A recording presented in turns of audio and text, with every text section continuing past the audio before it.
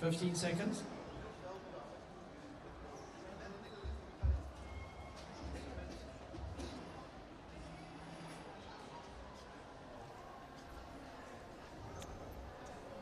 Welcome back to all the viewers to the 2022 Growthpoint Nationals. You're joined here today with Jacques and Geoffrey Dumini. Geoffrey, who do we have on court? We have got one of the country's finest, Mr. Patrick Weir, up against Connor Earl. I mean, this is quite a matchup, eh, Jacques? We've got the bronze of Mr. Patrick and the brains of Mr. Connor Earl. Oh, so I'm being told. It's a stroke over there. One left. Oh, correction, stroke to all. Must say, Mr. Patrick Weir is quite the experienced young lad. I mean, he's got quite a couple of titles over his name at junior level. Still a very, very young individual. He's been playing squash since he was 10. He hits the ball cleanly. He hammers it. He's a rugby player. He's quite physical on court. So, I mean, I have no doubt in my mind if this match is become physical, he's going to deliver. And he is quite clinical as well.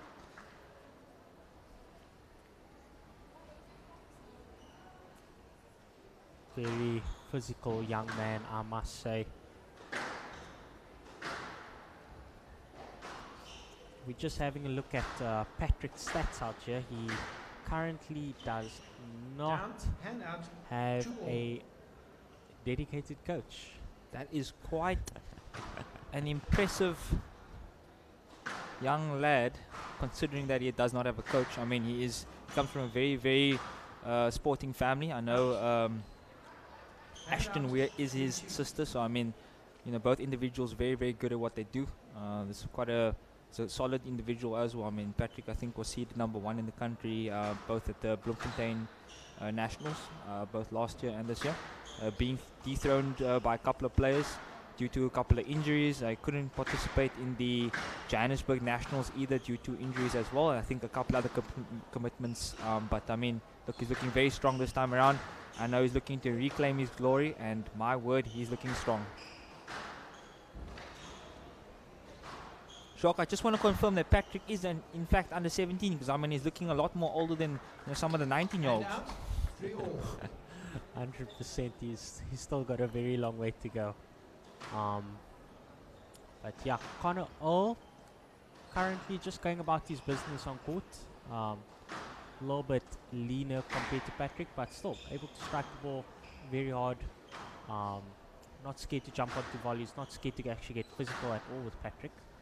But yeah, let's see how things turn out. On the volley.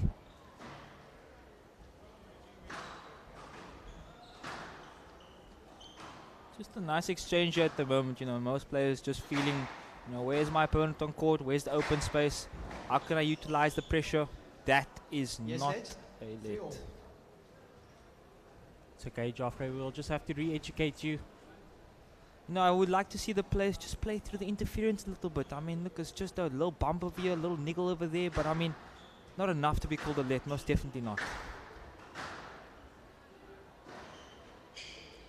I must say, Jacques, after playing overseas for quite some time in squash, I must say the reffing system over there is different to South African one. Would you say so?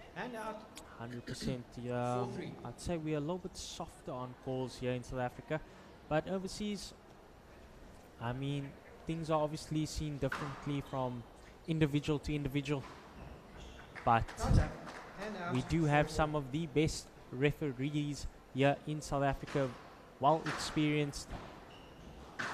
Oh, I definitely know the world refereeing system is very different from country to country. You know, overseas in those PSA tournaments, they're a lot more stricter on playing through interference and the calls that they make. You know, I'm seeing a lot more strokes and no lets being given at a professional level than the ones given out of here. I'm seeing a lot more lets on the side of the world, but I mean, look, I have no doubt in my mind the refs know exactly what they're doing from time to time. Other times, I'm not so sure.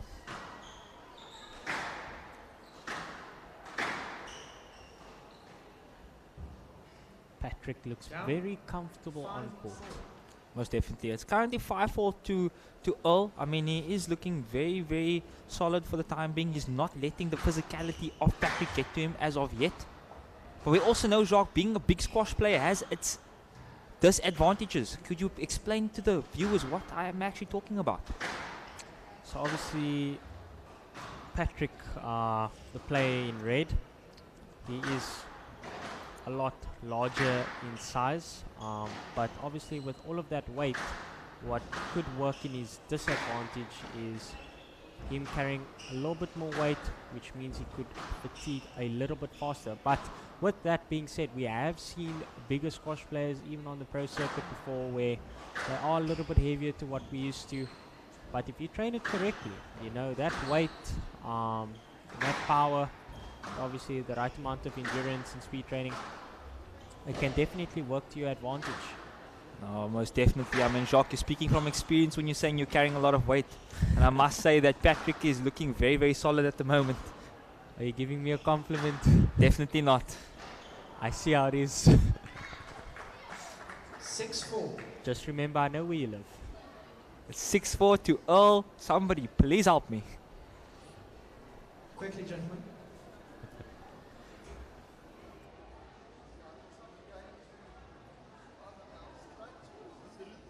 Tactical little break there, both from both players, you know, just drying off their hands. Once again, players are not allowed to dry their hands on the all glass, so they have to utilize the drying station at the front of the court.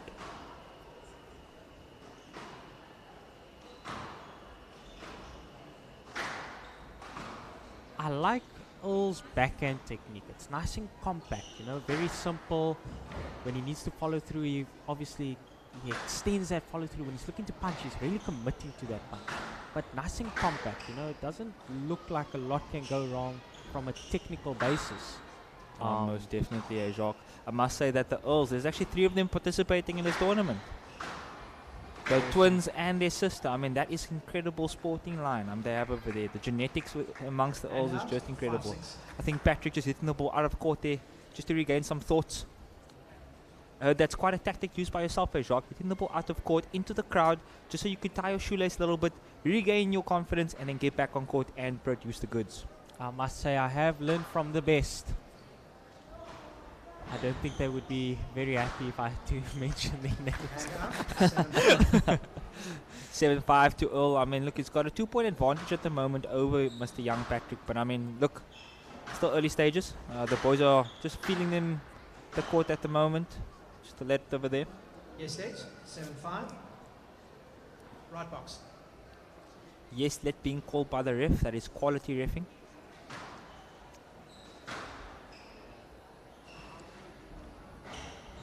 Down. Oh, 8-5. an unforced error by Mr. Patrick Weir. Will they play in his disadvantage now? That's opening up the gap. It's 3-point lead. Oh, the power presented by Mr. Weir is just incredible. That boy looks like he hits the gym twice a day. Definitely a pitbull-like attitude on court here. 7-8. Does Patrick Weir have? Oh, most definitely. It looks like he's eating the gym as well. I hope that is all natural, of course, Joffrey. No comment.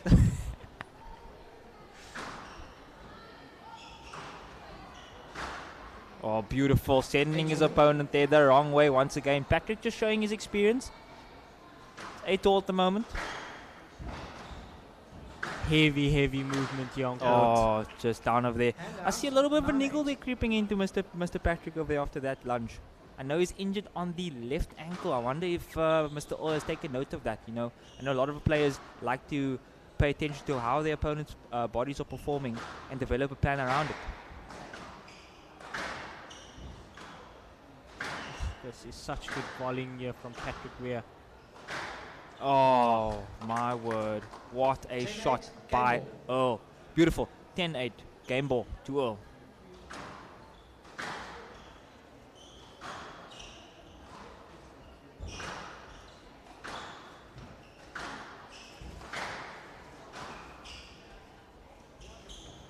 Unforced error. Here we go. Under the pump. Mr. Patrick. Oh, Take that. And my out. word. He has 9-10, framed that game ball ball. up. There was a time to get lucky. It's right now. It's 9-10. He's 9-10 down. He definitely wants to be 1 love up leading into the second.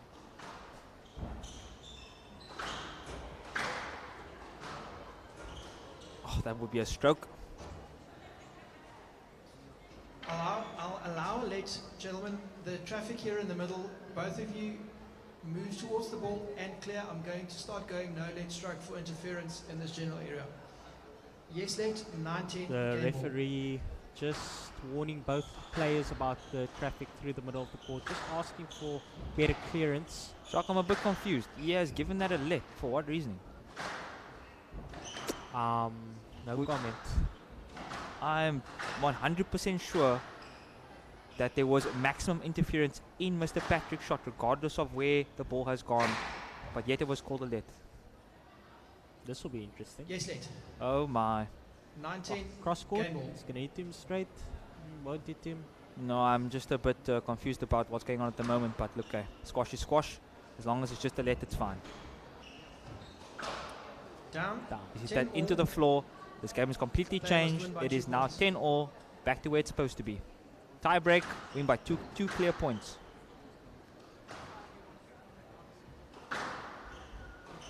Oh, And just a little out, bit lucky there 11-10. by Earl. Hitting the side Game wall, ball. Nick. It's 11-10, it's game ball to Earl. Second opportunity to take this first game. A little bit of an avalanche there by Weir. That's great utilization of the side wall over there by Earl. This is it. Oh, hard movement to the front. Oh, Big movement. Oh, what a shot. Outright winner there by Earl. Very, 12-10, very game good to description of Earl. what Earl quality leads one squash game looks to like. One love to Earl.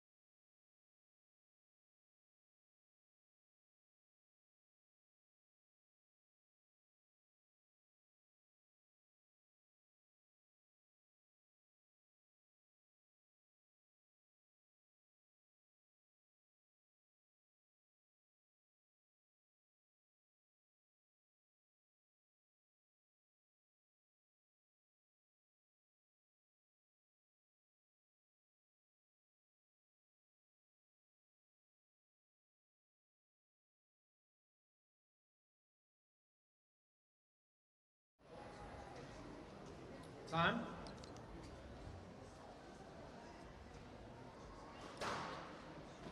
Earl leads 1 game to love. score is currently 1-love in games to Connor Earl. That was a very close first game. Hey, Jock? Most definitely. I believe the score was 12-10, Rock. Yeah, 12-10. Definitely went into that tiebreaker. Love all. These boys are currently quite evenly matched in terms of their understanding of squash. The physicality point of view will definitely kick in toward the end of the game. But the pace is back up. Patrick is utilizing it as well. Patrick is not scared to make this match physical at all.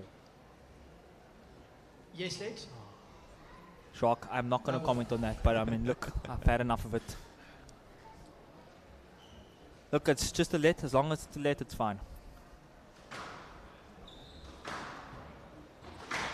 Bang.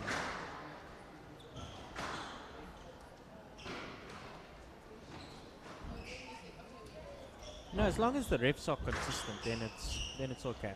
down, But what you don't want to see is hand out, 1 love. inconsistency. So if in that scenario it's a let, it's got to stay a let. It can't now change to a stroke.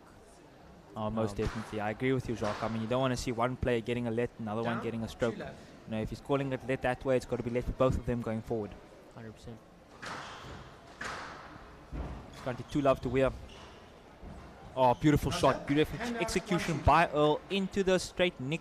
Volley drop. Beautiful shot. All right. It's 2-1 down. Patrick is currently just walking around the court, trying to take his mind off squash between those couple of seconds, between points. It's currently, beautiful shot. Under the glass. It's 2-all. All is displaying his fighting ability. He's not out this game just yet. Just a let there. Yes, let. 2-all. You know, Jacques, I must say the interference along the middle of the line is quite interesting. What would you actually say, you know, to the players going forward if they continue to, you know, interfere with the opponent's movement? Depends what is happening on court. But if the quality of And out. the 3-2. opponent's shot isn't good enough, outright stroke. And if he's not going to move, not going to make effort to move, and if you are really trying your best on Down. court, 4-2. obviously based off the quality of shot is going to influence the decision. But yeah, in this scenario, I think it's just, you know, we've got two bulldogs on court here. You know, both are hungry. So I wouldn't expect there to be no traffic.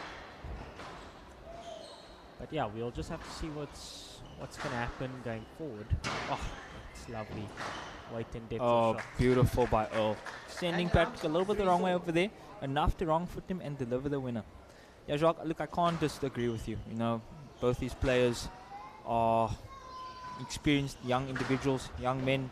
You know, Patrick being a little bit more experienced than Down. Mr. Earl in terms of 4-all. representing the country at a higher level. But I mean, I must say both these boys are delivering.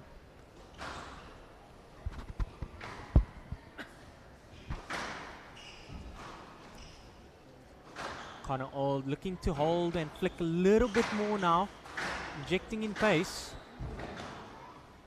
Out. You know, Patrick currently just controlling the pace at the moment with that hard hitting.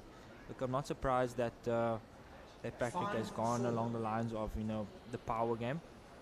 But I must say, Earl is delivering. He is competing, and that is the most important thing. Just being competitive for that first half, and then, you know, delivering the final blow toward the end of the game, the business end particularly.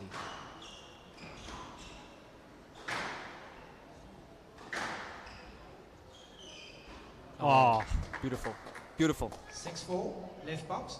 finishing abilities from Earl is just outstanding.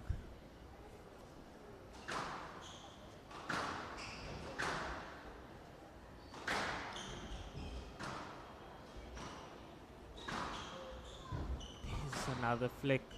Oh, that's textbook Jacques. A simple 7-4. 1-2. One to the back, one to the front. Opposite corners, those are literal court sprints. That's BA squash, that, not AD. Oh, and then Down. hits one in the floor. And out. that's- 5-7. Jacques, I suppose that's what, you know, determines, you know, player from player. Being able to deliver the quality, you know, every single point. You know, yes, you've got, you know, one point where you've done well, BA squash, and then, you know, you're required to do it again the next point, but then And you end up out, hitting the 8-5. floor. Would you say the consistency was there or was not? Consistency is there, but maturity and knowing how important it is to capitalize on the point following up from the level of squash that you just produced is, it's even more important. You know, you need to learn to do what we call you string points together. Oh, it's so good. It's beautiful. I must say, Earl is 9-5. definitely, you know, foot on the gas pedal right now, identifying the spaces on court, putting the ball into the spaces. I mean, he has up advantage. I just want to see Patrick calm down a little bit. You know, he's getting a little bit frustrated over there, trying to figure out what do I do? How do I combat what Earl's giving to me? You know, a little bit confused between points over there, a little bit frustration, you know. And He's a out. good player. 6-9. He just needs to relax and produce the goods.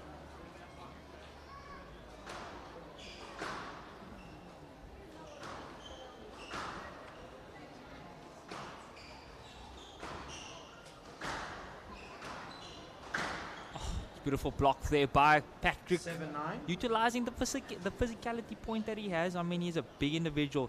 I'm surprised that he hasn't utilized the block quite early on, Jacques. Oh, I mean, And out. 10-7. Game you have ball. somebody who's just hitting winners upon winners. It's very difficult to try. Oh my word, And what a out. 8-10. reply! Game ball. Slotting the cross-court nick. Oh, I want to see him kablammer one.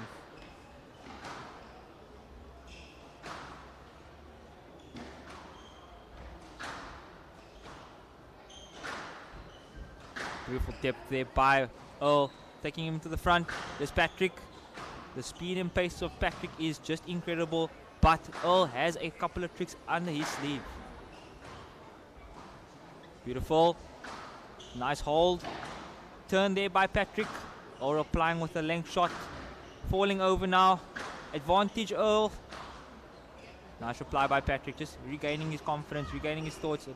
Another ball into the front and boom, an unforced error.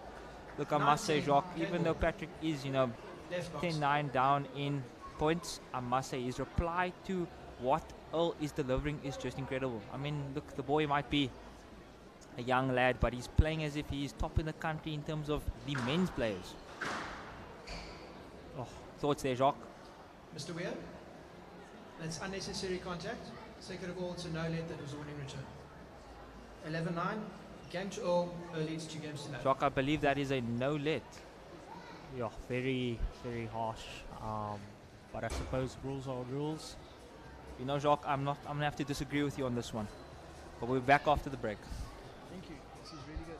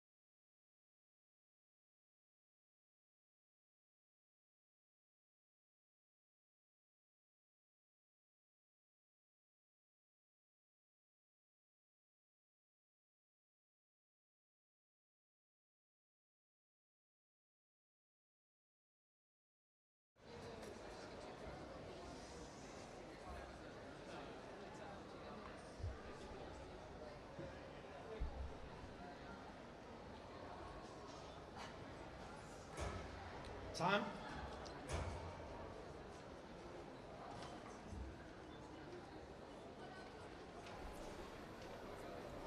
Score is currently 2 loving games to Connor Earl.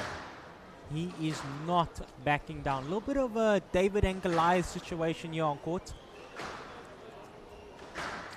Yeah, most definitely. I think Patrick most definitely knows the rules of squash, and I know the last call will be quite controversial for many.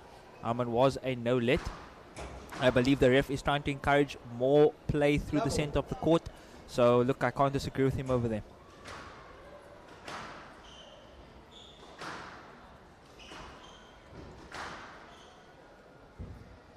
No let.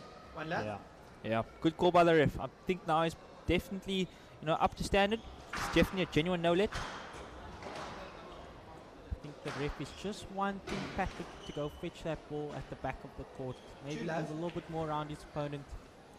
Most definitely. Look, it's currently 2-love. Do you think he's being unsettled by the ref's calls there, Jacques? He does seem to be cracking a little bit mentally with those calls. He's got to try and get that out of the way and just respond now. Most definitely. I think now that we've seen the professional side of the referees come out, I want to see these players make the most effort to get out of the way, clear the shot, and move toward the ball when it's necessary. Now Patrick is hitting the ball nice and hard, but the pace, it's just the same. Ball's comfortable. He's not really lifting many. He's not hitting a feather drop. He's got to try and change his tactics here a little bit. It's beautiful. Beautiful. Oh. Absolutely incredible there by Earl. Moving Patrick left to right, front to back. Once again, like we've mentioned, beautiful understanding of spatial awareness.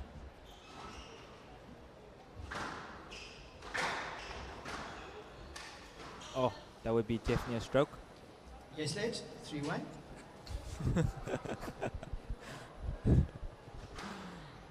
Quite confused there, Jacques. Won't lie. He's just a different ref. Most definitely. 4-1. It's currently 4-1 to all. Oh yes, there's the kablamo I was talking about in the neck. Oh my word, what a delivery of pace into the neck by Patrick. Down, 3-4.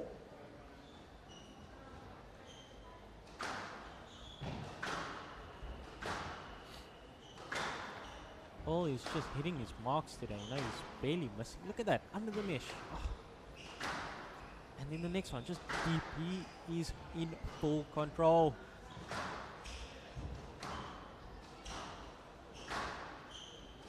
Still currently 4-3, Jacques. I think anything can happen at this point in the game. I think Weir has maybe just regrouped his thoughts a little bit. He's starting to change things slightly. 5-3. It's currently down 5-3 to Earl. It's a crucial unforced error during that point. I mean, we talk about all the time, Jacques, you know, what the big points look like in the game. And what would you say about that? You know, the bigger points, the big psychological points that are needed to be won. What are your thoughts? If you can start to string those points together, you back up a hard rally by another hard rally, and you can obviously try and put maybe 3 to 4 hard rallies together, and then obviously, you know, the winner will come. But now you're doing work. You're putting in that work into your opponent's hands. Your opponent is going to start to fatigue over time. This is where you start to see your physical capabilities come out in your match. Have you put in the hours on the squash court? Have you done the necessary fitness training? Oh, beautiful. 7-3. Outright winner there by Earl. You know, Patrick definitely wanting to play through interference. Just got a little bit unlucky over there, but I think it would have been a no-let in any case.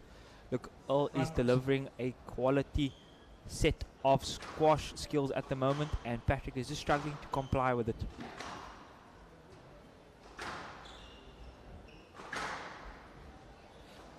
Shock, I'm just seeing Patrick struggle toward the center of the court. You know, he's looking like he's a meter behind the tee at the moment. What are your thoughts on that? Definitely, yeah. And I think Earl has identified that, because now he's starting to drop from the back of the court. 4-7. Let's just hope, you know, these boys are experienced, they are mature. You know, if an opponent is dropping from the back of the court, he's probably identified the fact that you are behind the tee, and I have no doubt in my mind Patrick might make a change. If not, I can see this game ending only one way.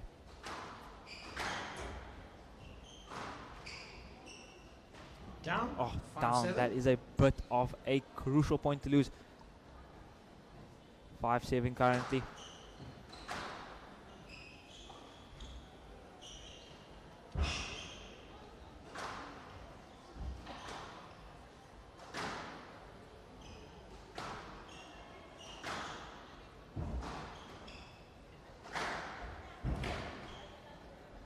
Oh, beautiful hold. Out 8-5.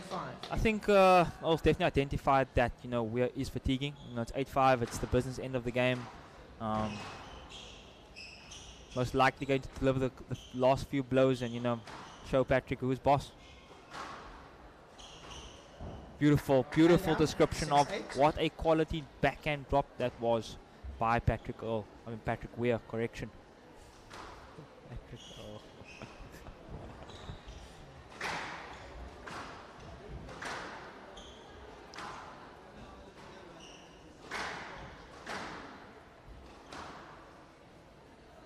Must say the pace is not up there like it was in the second game, Jacques, but I mean, these boys are utilizing the front wall quite well. You know, a lot more height being used in this game. Earl just delivering another blow to the back. 9-6. It's 9-6 now. I don't know if Patrick has much fight left in him. Goliath starting to feel the pressure out here now. Down. Again, the drop from the back of the And court. out. A little bit 7-9. unlucky. Didn't quite get 7-9. low enough. Definitely not. It's now 7-9. He's put the pressure back on himself with that shot. Oh, sent the wrong way. Stroke ball. Stroke to Earl. And out. Stroke ball to Earl. 10-7 Most match ball. definitely. 10-7 match ball to Earl. Can he deliver the last ball immediately? I'm glad to see you got that last score correct, Joffrey. Me too.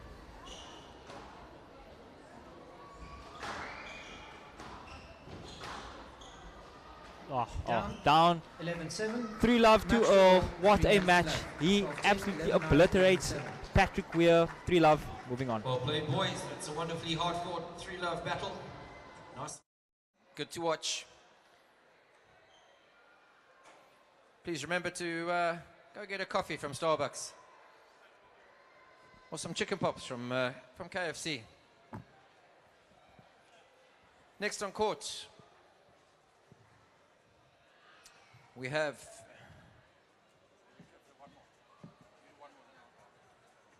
boys under 19 again. They've both played a match today already. This is their second match of the day. Please help me welcome onto courts.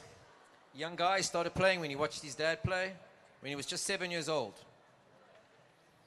He wants to play senior IPT in the A section for many years, and he wants to reach the top 4 in SA and play in the world's team, represent South Africa at the World Team Championships. He goes to St Albans College. His name's Nikhil Partha.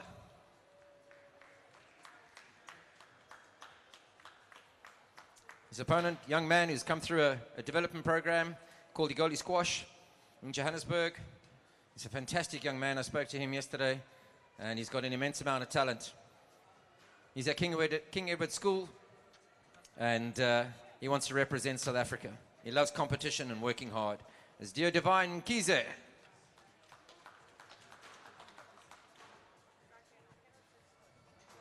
He says his hobbies is sleeping.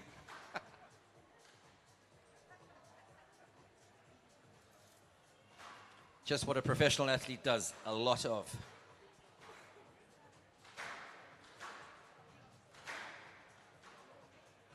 Once again, a big thank you to the V&A Waterfront for hosting us in Growthpoint, and obviously the City of Cape Town.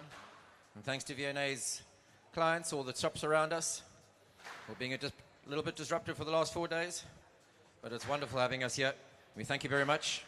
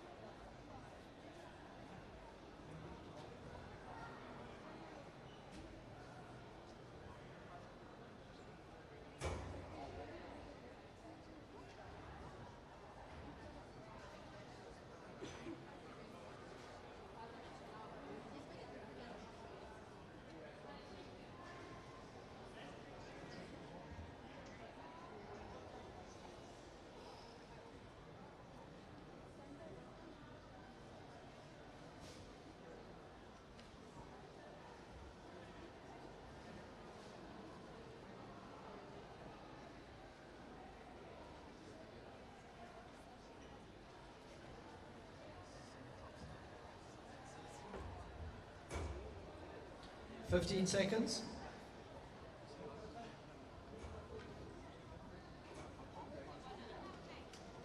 Growthpoint SA Nationals 2022.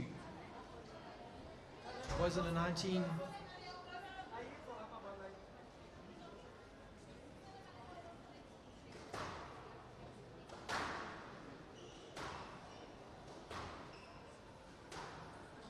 Nikhil Partha to serve. Dio McKeezy to receive. Best of 5 games. Welcome back to our viewers. Alright, so Jacques Dumini is just on a little bit of a break at the moment. We've got Nikhil Pather takes on Dio Divine McKeezy. It's currently love all. I am Joffrey Dumini commentating with you guys today. I know both these boys are quite the strong individuals. They both are representing their provinces. They are high in the ranks.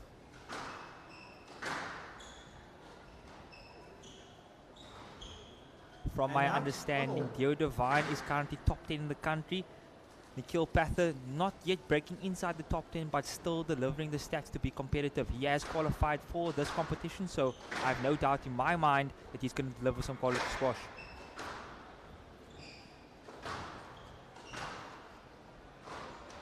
Down. Still the early stages of the match, ladies and gentlemen. I mean, look, both these boys are quality individuals. They are great young men. I know them both personally.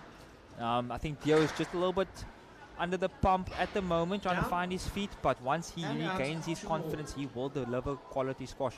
I know that Nikhil Pather is at 8-6 Squash Club. He is an incredible young man. His abilities on the squash court are just insane. I mean, he's got quite an arsenal of characteristics, and his coach is currently Ruan Ulafir. I know that Dio McKeezy is currently with, not quite sure who his coach is as of yet, but I definitely know that he's on court basically 7 days a week. He's competing, he loves the competitive side of the game, and he's currently 3-all in games, or 3-all in points.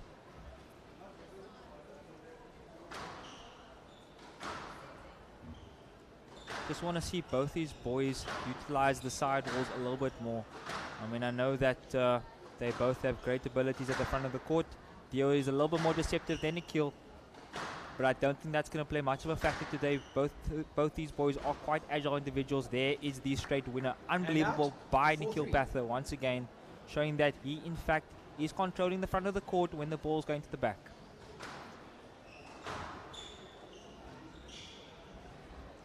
There is the deception from Dio McKeezy once again. Look, I've mentioned it time and time again. I've seen this boy play the entire year from Jan till December. I have no doubt in my mind that he's going to make this quite a tough one for Nikhil Pather.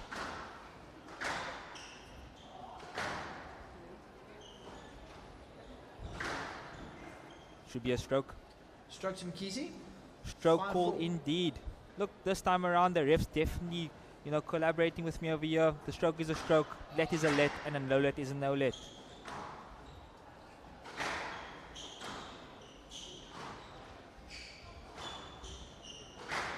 It's beautiful display in terms of pace by both these boys. I mean, holding flicks will definitely be evident, but I want to see both these boys just regain their confidence to the back of the court. It's a little bit all over the show at the moment. Another boast by Dio Divine, and that I believe is one of his most attacking shots in his arsenal. He utilizes that boast quite a lot to put his opponent to the front of the court, move him to the front, and then open up another section of the court. Boast again, just down this time around. 5-6. And out 5-6. Nikhil Pather now trying to figure out, what do I do next? What do I do next against the great Dio Divine?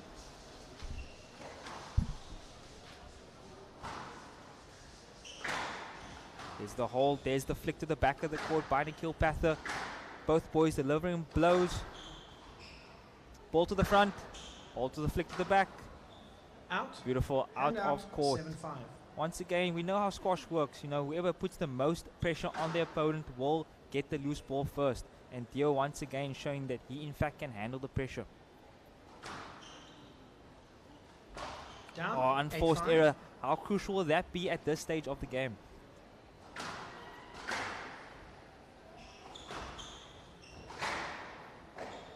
Absolutely beautiful. Hand Straight out, nick by Nikhil 6-8. Pather. Still quite close in the scoreline. You know, no one's pulled away just yet. A 2-point advantage is not much.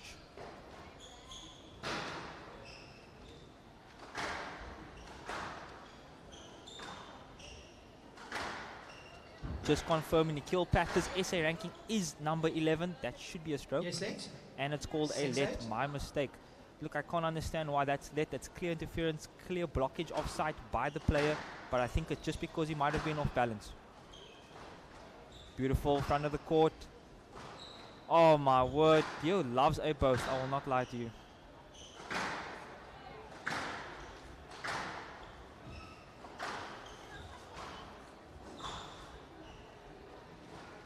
And out, 9-6. Oh my word, how often do we see that? A reverse post coming out of nowhere, but now we know. I hope Nikhil Pather is taking notes because, I mean, that's 3 or 4 boasts plus a reverse post. I'm sure that he has to, by now, develop a plan to just combat Dio Divine's strategy over here. Utilization of height by both players. There is experienced squash, the number 11 in the country, making sure the number 7 understands I can do what you can do as well. Another lob to the back of the court. Dio Divine with a straight drive, an outright winner to the back of the court. 10-6 game ball to McKeezy.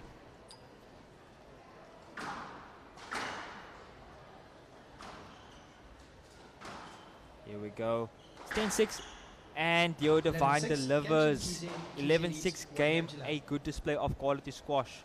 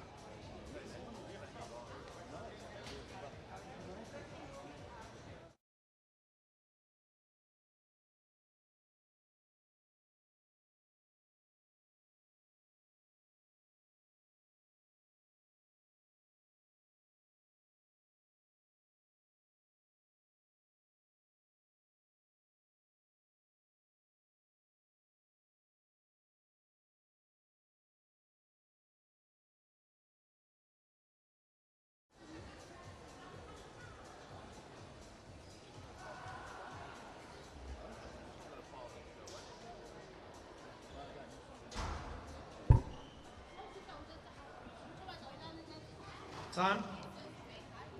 Mkhizi leads 1 game to love.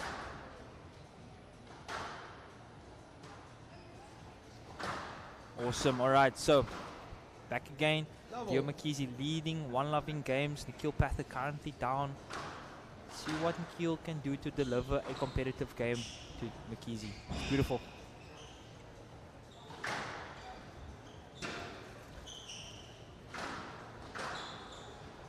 Beautiful hands by Nikhil Pather, but Dio Divine just dealing with it, lobbing into the air. Oh, that's an outright just post. What a shot. Is he going to reply with it? What's he going to do? What's he going to do? Another straight drive. Should be a stroke. Mkhizi. 1 love. A little bit of a 1-2 there, Joffrey, didn't we? Oh, it's nice to have you back, Shark. Nice to have you back. I believe you're on quite a toilet break over there. How was that? It was lovely. You know, sometimes you just, a break is needed. You drop the kids off there at the court. Oh, most definitely. Got Dio Divine and Nikhil Pather, you know, Nikhil being the number 11 in the country, Dio Divine being the number 7. You know, it's quite a matchup. 2 love. Shark, what are your thoughts on Dio's utilization of the boast? I mentioned it to the viewers. You know, he throws in quite a lot of boasts just to throw off his opponent, get them moving to the front of the court. Would you utilize that tactic?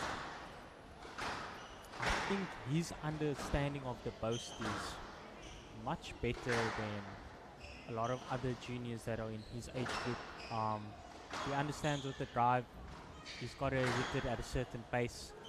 It's the same thing as the bows. You know, he's got the right weight and depth of shot, which is currently working in his favor.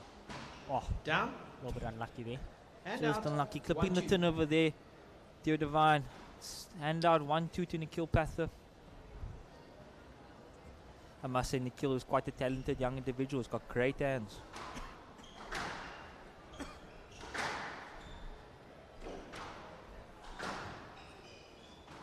Beautiful. Taking the ball in short just to make sure his opponent's still moving. Right, both boys are putting the mileage into their opponent's legs right now.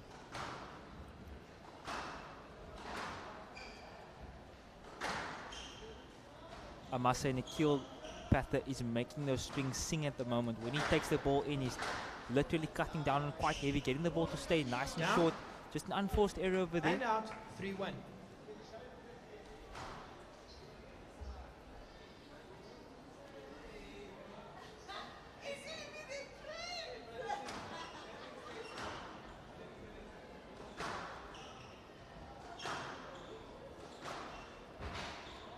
Not up. Bit of a lucky one over there by Dio.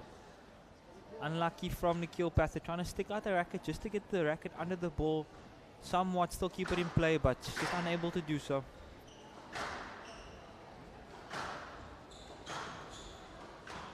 Oh, great change of direction there from Nikhil Pather. Oh my word, Dio Divine delivering the cross court once again. Oh my word, that's a big hold. Has done absolutely nothing. There's the finish. Is it going to hold? Yes, it will. Wow, what 5-1. a great description of quality from Dio Divine Makizi. That is beautiful combinations. I must point that out. You know, the control with the straight drive, the control with the volley drop, executed to perfection. I must say, Jacques, 5-1 down. Makizi, you know, he's delivering some quality squash over here. Oh, under the mesh. 6-1. I must say, Makizi is putting on a show for your fast today. You know, he is one of the more flashy opponents out there. I must say, he's got outstanding control of his racket head. He knows exactly where it is in space all the time. 7-1. Unlucky there from young Nikhil Pather. Finding the tin again. I must say, when you play Dio Divine Makizi, you definitely need to know, you know, where your feet are in space, because you could easily disconnect your feet quite comfortably. There's another tin. Down. 8-1. Pather just starting to make a couple of unforced errors now. It's a bit crucial at the moment. I mean, now he's 8-1 down. All those errors have contributed toward a big gap.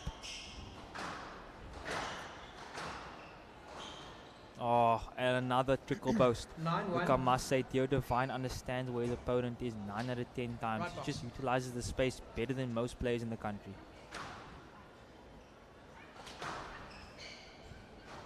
It's a lovely backhand. Not up. Beautiful. Absolutely 10-1. beautiful. Game ball. 10-1 game ball. Thought shock. Off to, I think that start was very important for him. He just continued the momentum going forward. Nothing really broke up his momentum. Oh, there's the pace again from both these boys. It's now cat and mouse. Who will come up on top? Here's another boast.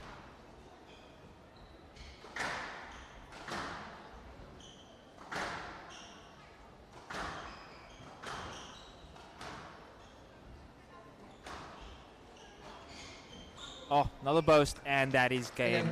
11-1 to Makizi. Not much of a competitive opponent is Pather right now. I'm sure he'll come back in the next game.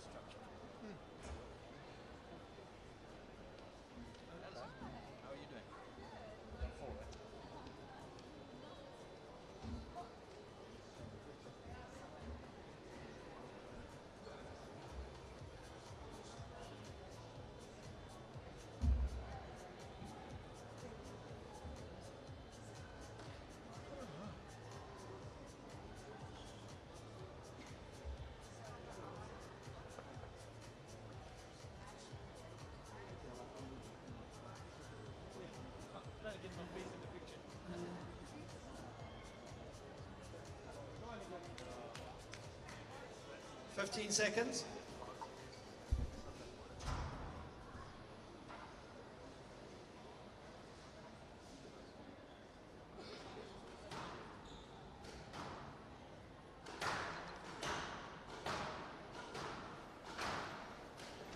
Score is Mkhize currently leads 2 2 lovely games to games to Mkhize. Panther to receive. Just like to see Panther Level. try and get Mkhize behind him a little bit more. You know, he's trying to put rallies together, but the quality of shot when you're playing against such a superior athlete like Mkhize, you've got to make sure balls are going into space. One left. Quality's up there. Oh, like, unfortunately, if he's not going to be hitting his marks, Mkhize's just going to be looking to putting him away. Can't disagree with you there, Jacques. I mean, look, like I said, Mkhize is a talented Okay. young individual, Two left. very, very deceptive. The strings are singing 9 out of 10 times.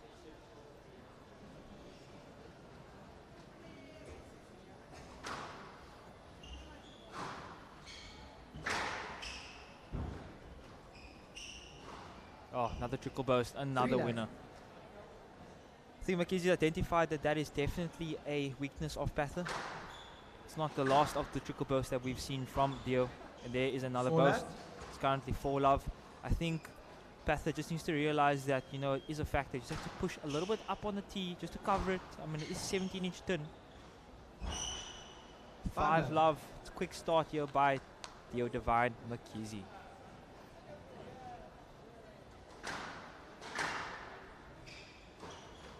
There he is Another once burst. again, the boast. Then he's on the volley.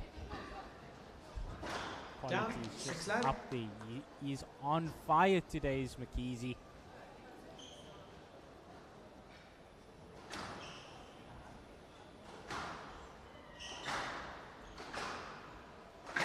Oh my word. And there's the 7 post love. once again. 7 love. He has definitely learned that boast from Calvin Jordan.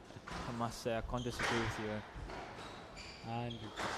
Breaking of the wrist. Yes, let's. 7 left. Are we going to see a bagel? Be nice to see the first one. I don't think Nikhil Path is going to let him bagel him, but I mean, we'll be close.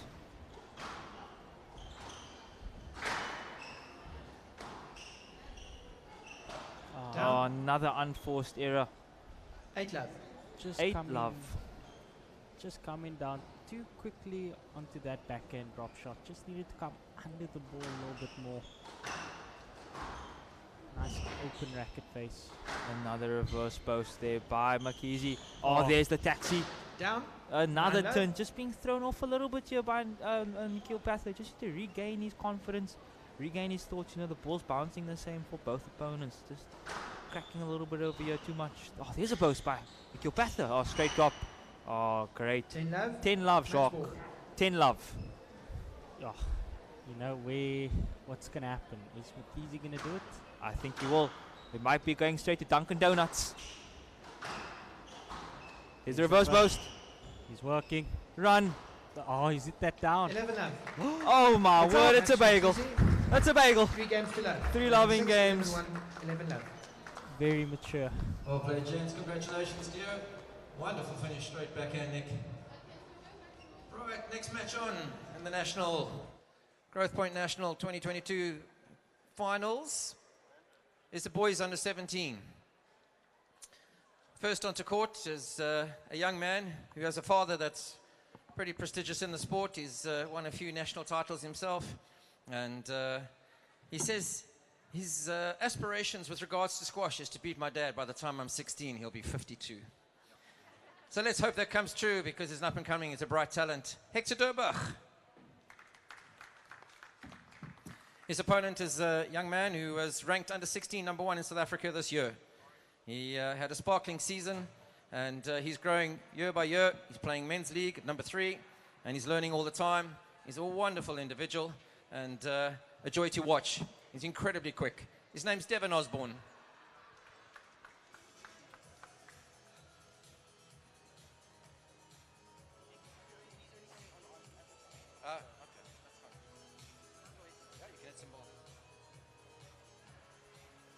We're a little early, so the boys aren't going to come straight on. My apologies. But Devon will give you an exhibition.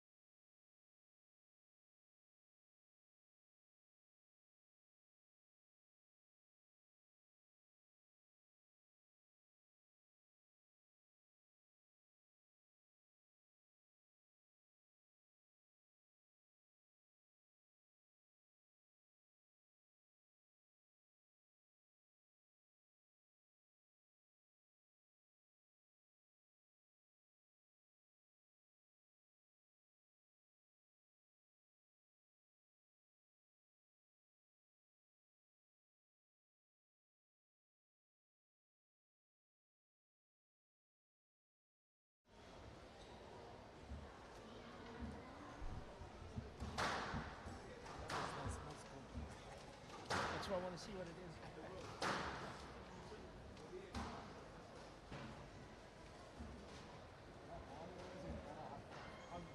How you doing? Nice to see you. You good? She'll be here tonight soon. Yeah. Just finished work a little bit too late. She comes through on a Friday afternoon. I'm just watching this match and I'm also going to...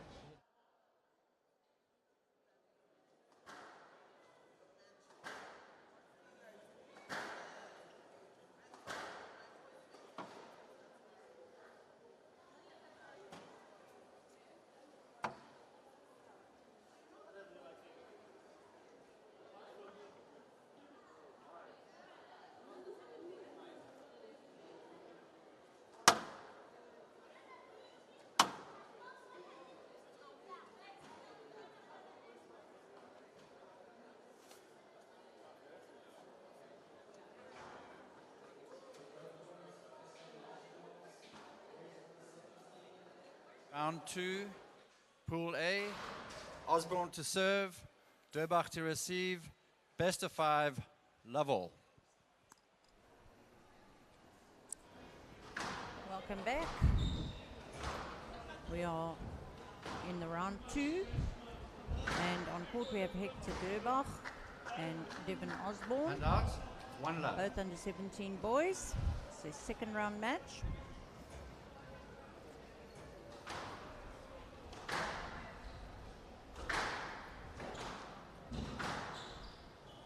Yes, let. Let ball. Interference on the way to the ball.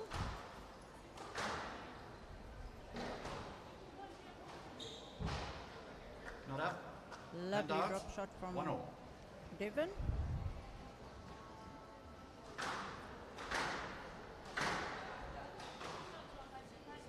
And out, 2-1. 2-1.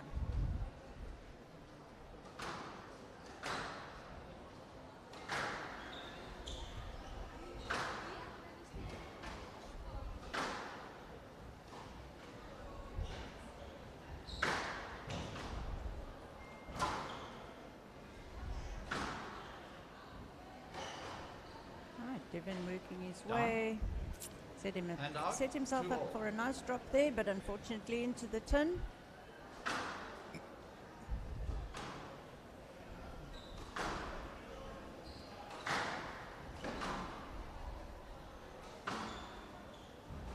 Lovely length from Hector. Pushing Devin back. Down. Hand out, 3-2. Yeah, boys just starting to get into it. Takes a few minutes for them to settle.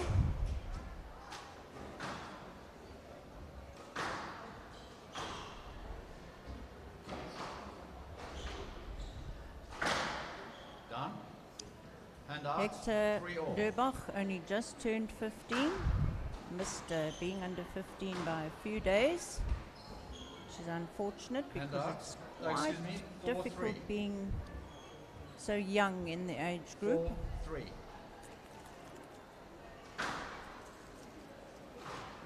But he's playing superb squash at the Down. moment. Out of court, hand out, 4-all. His dad, Rodney Durbach, is his coach. And Hector says he's not too bad. Rodney is a player himself. He's represented South Africa many, many times and taken South African juniors to world champs recently in France. 5-4. Very experienced. I'm sure he'll pass all of his knowledge on to Hector. And judging by the way Hector's playing, he's already done so.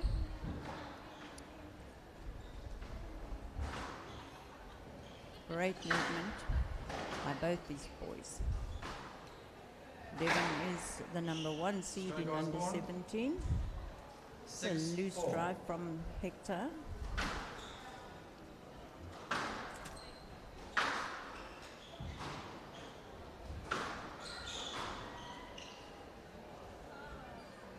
And out. And an unfortunate 5-6. unforced error there from Devon. Not much in this game. 5-6.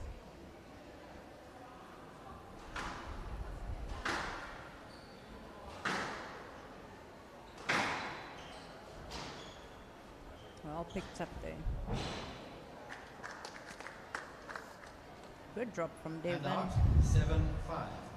And out 7-5.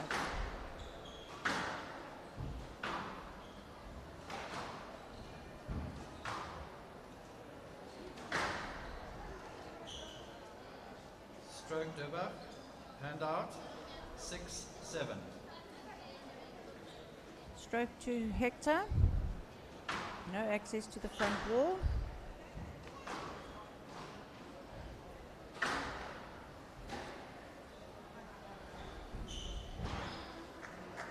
Lovely drop shot. 7-all.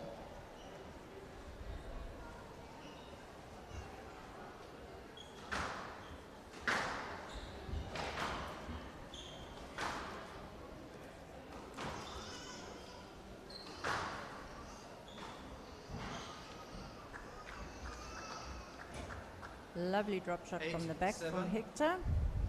Not an easy shot to play. Mastered that one very well.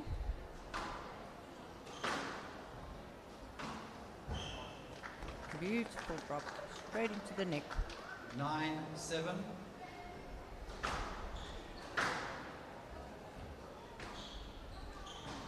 Down. 10-7. Devon Game making ball. a number of errors.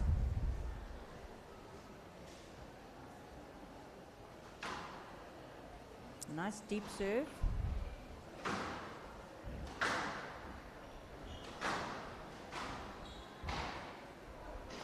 Hand out. 8-10. Game ball.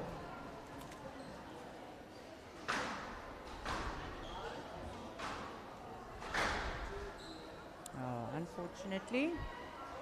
Playing the ball Stroke towards Osborne. himself. 9-10. It's a Game stroke. ball.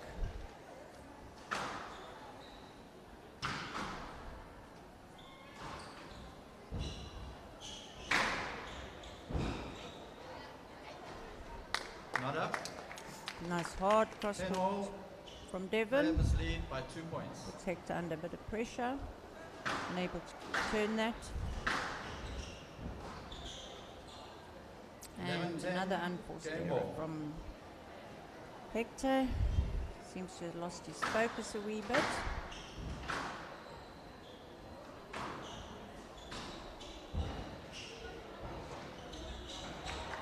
Game to Osborne. Osborne leads 1-0.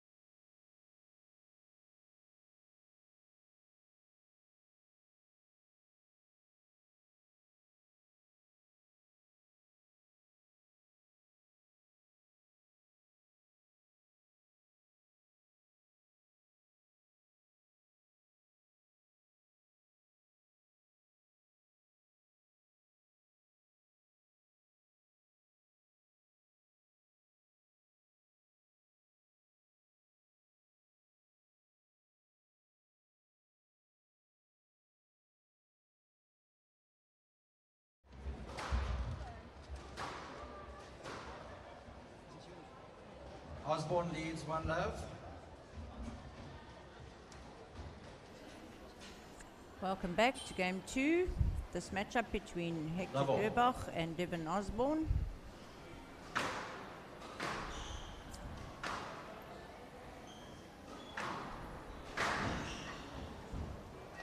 One love. Great length from Devon.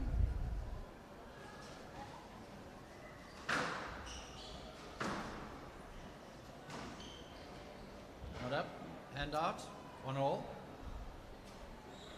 Ball bounced a little bit funny there, off the wall. Timing wasn't great. Devon posted into the tin.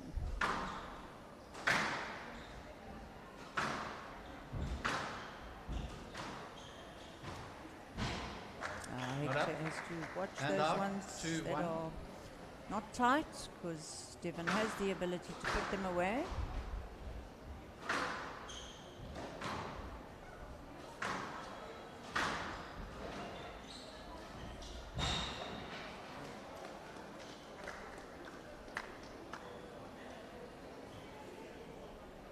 You're right there, Mr. Dibba. Left box, 3-1. 3-1 to Devon. Just playing the ball around the middle of the court, giving Devon opportunity. Has to get more of a length, and Devon puts it away. Anything 4-1. loose, he has that capability. Hector's going to have to tighten up here, make it more difficult for Devon.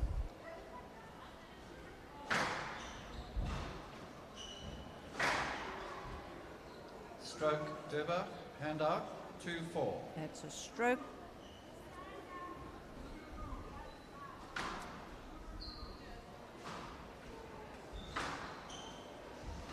Lovely serve from Hector.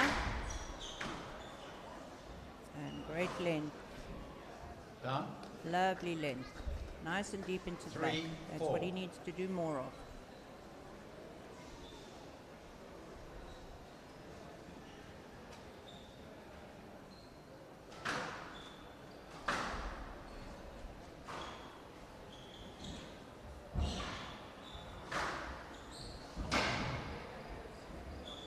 Not up. Oh, very Hand unfortunate out. there. 5-3. It's a very good get.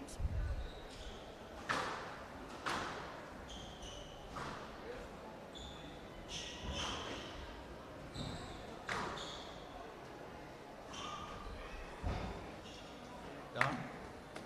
That's a superb burst from 6-3. Devon.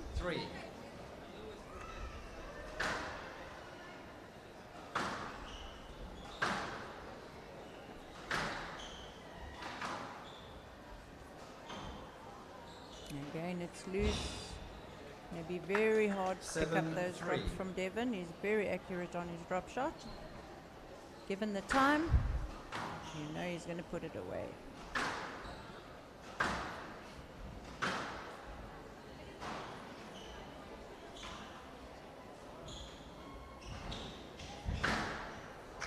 Lovely, Hand off. lovely play from Hector. 7. 4-7.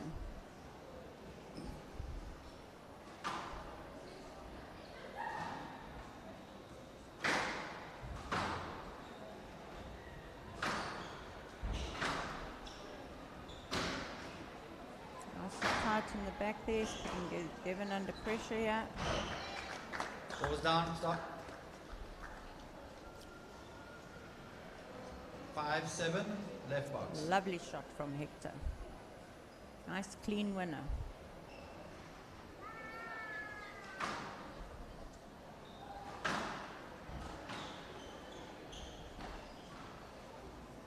Right, Devon making some unforced 6-7. errors here. He's feeling the pressure.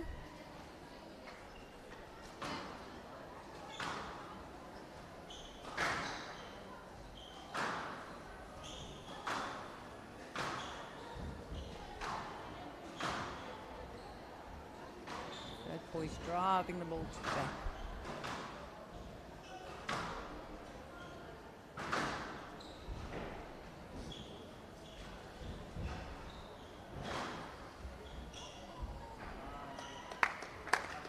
Unfortunately, Hand out. just missed that volley. 8-6. 8-6. Down. Hand out. 7-8.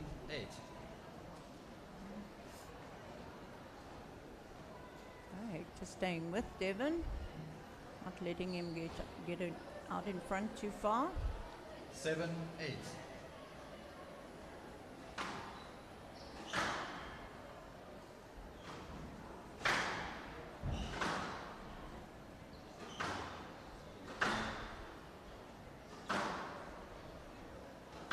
Lovely lengths from both boys. Nice and tight.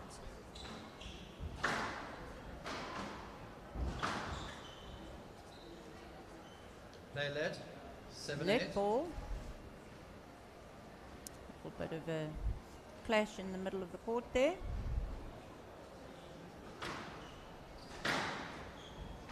Oh, dead neck. And out. 9-7. 9-7.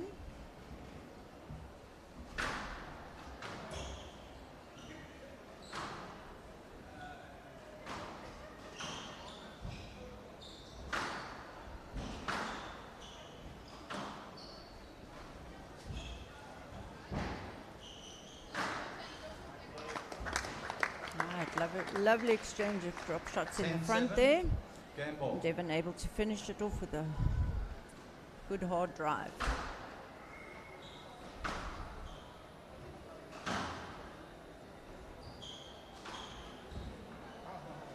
11-7.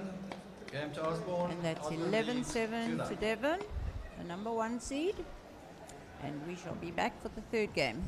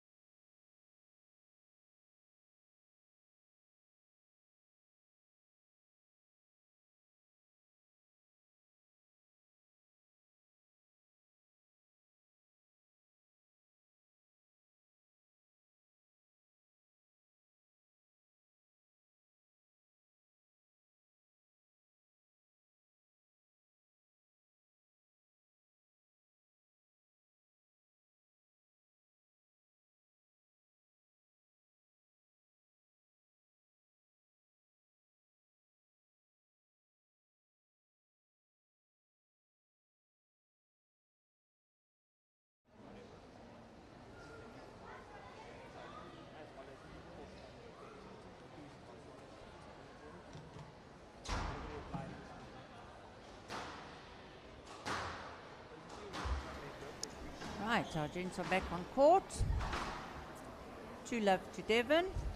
Osborne Let's leads see what 2-0. Hector can do in Double. this match.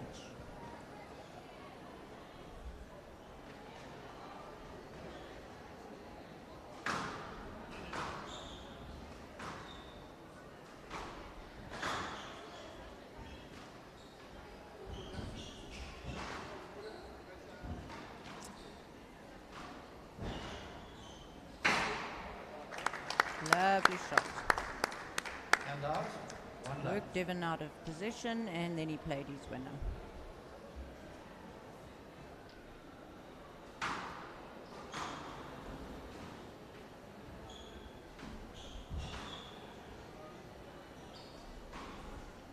Ball was out. Thank you.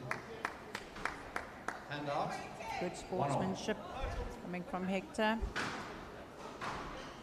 Acknowledging that the ball was out.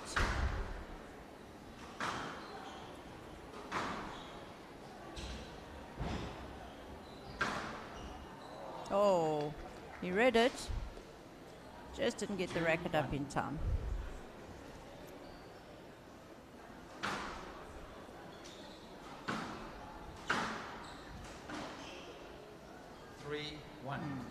Allowing the unforced errors to creep into his game. And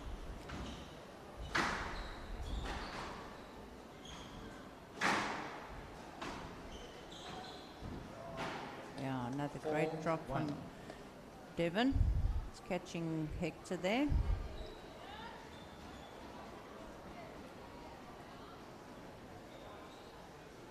I must admit, these nationals have been played in such good spirits, and these youngsters have all behaved so well. Lovely take in the air there.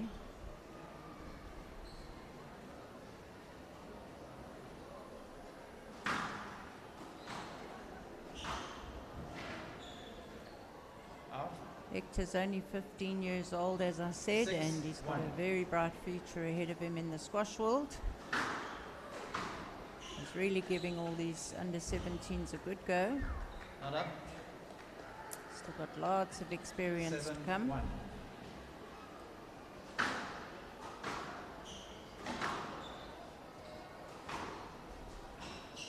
Down, hand out, 2-7.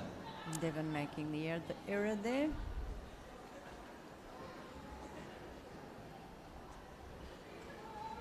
Score is 2-7. Oh, ball rolling a bit there for Hector. 8-2.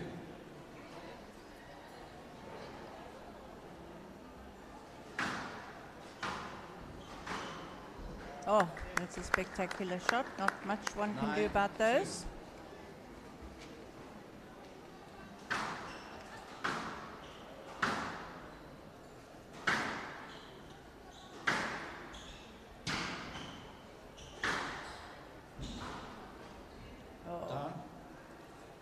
Unforced error there coming from Hector. Match ball. You can see these youngsters get a little bit frustrated with themselves, which is understandable.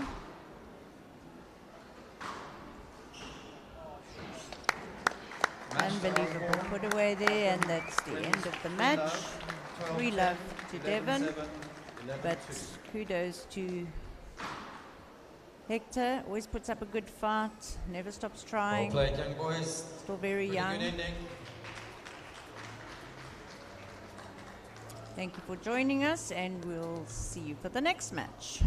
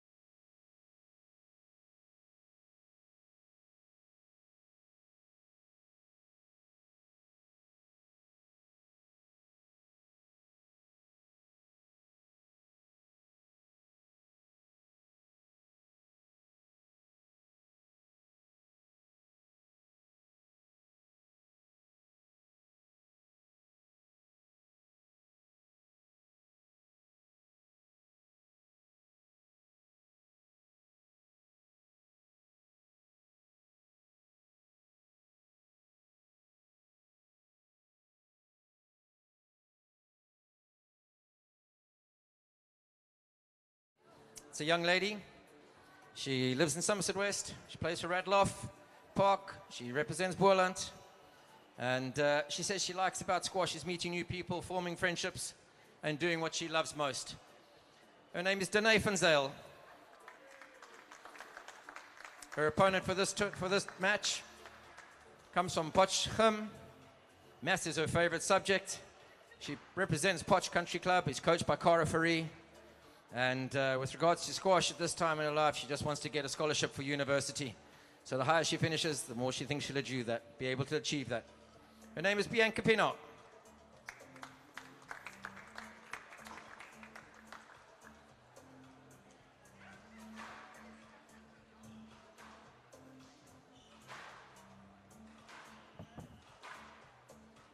Bianca also tells us that what she loves about squash is playing tournaments and playing with her dad. Sorry, Mom.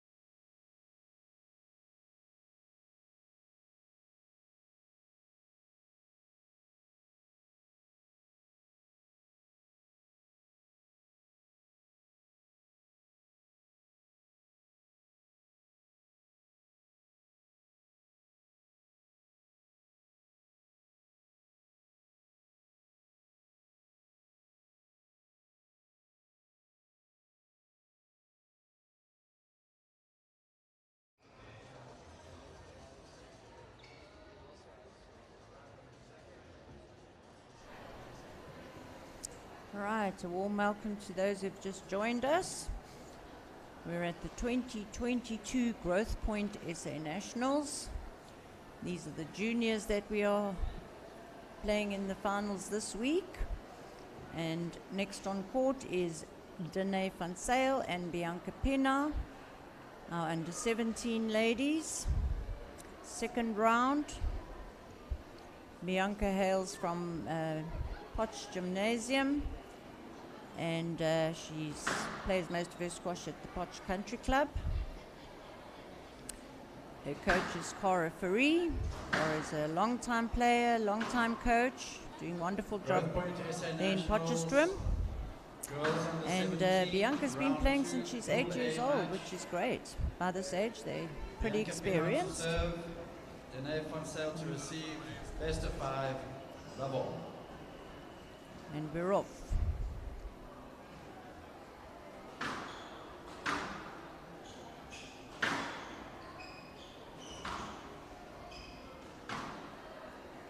Out Unfortunately, and out.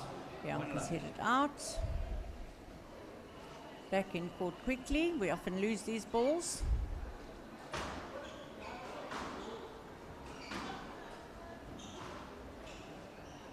Very high burst, which gives Danae an opportunity to put the ball away. Nice hard cross court.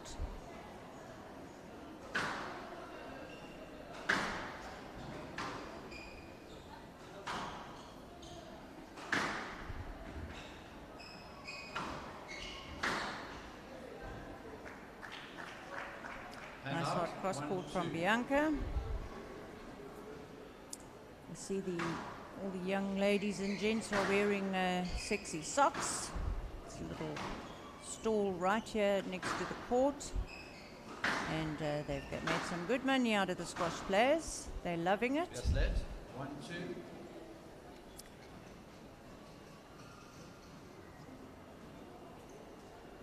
Next week are the senior players, the SA National Finals.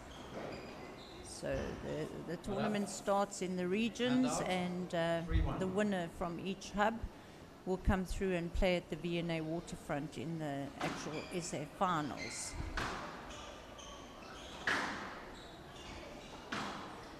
The seniors will start on Thursday, 2, 3. and the juniors will end on Sunday this week. So if you're around, come and watch the finals. Ah, nice 3 all. little drop there from Bianca. 3 all.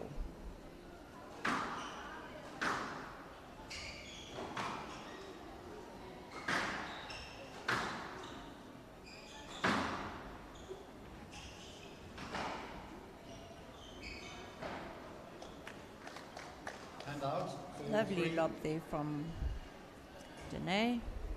Putting Bianca under pressure.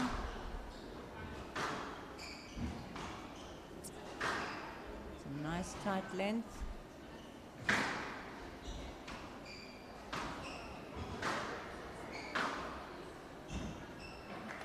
Oh, unlucky bounce there for Bianca. 5, 3. Just a little bit too far away from the ball.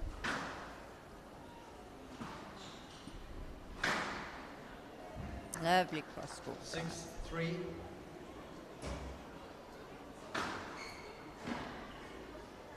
Nice 7, tight serve.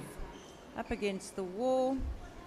It's always difficult when you're contending with the wall and the ball.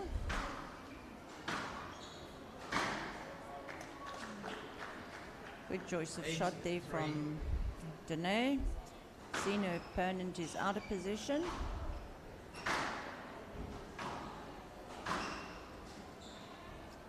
Nine, Oh, 3. that was a little bit loose from Danae, but she got away with it this time. Lovely drop shot And off out. the serve. 4, 9. Score is 4-9.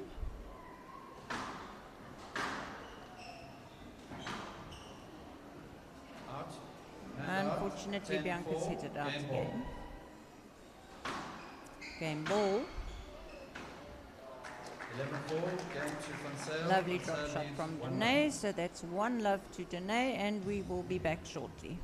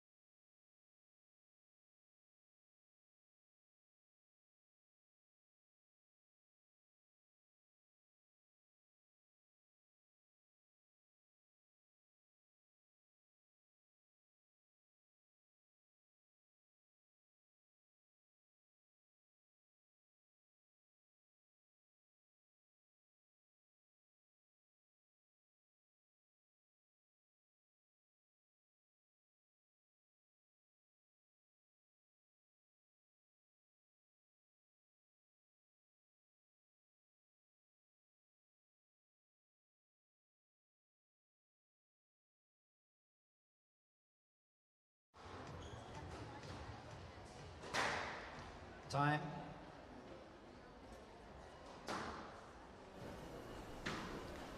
Our ladies are back on court. Just giving the ball a few hits to warm it up a little bit. Level. And we're on level.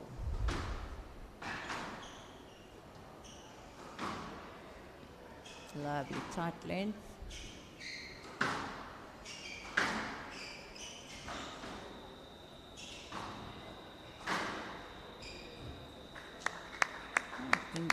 Danae making good use of that drive, keeping her opponent behind her.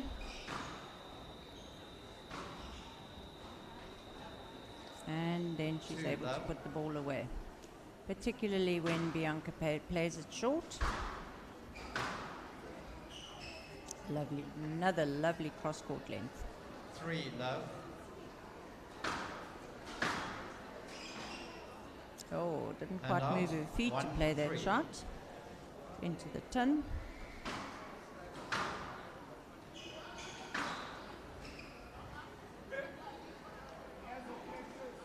And out. 4-1. She wasn't too pleased with that shot herself, but as we say in squash, every shot counts. As long as it's above that tin.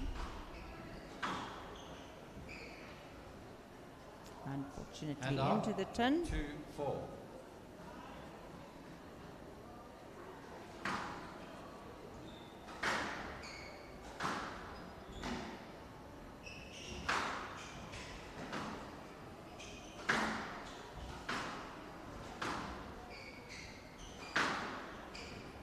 That's a great length. And out. Excellent cross court from Danae.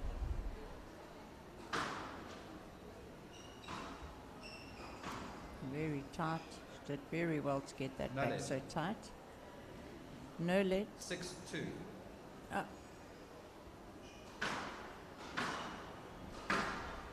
Oh, unfortunately, a little bit too much put into that one, and out she goes.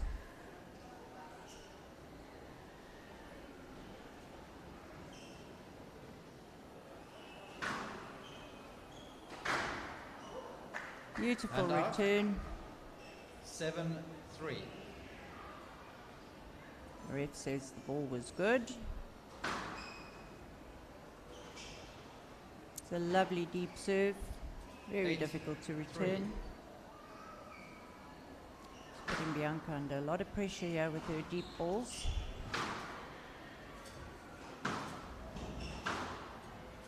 Very loose. That's going to be a stroke. And out.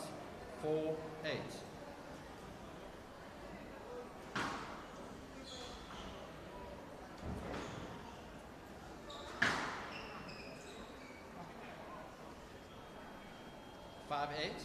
It's directly at herself, unfortunately.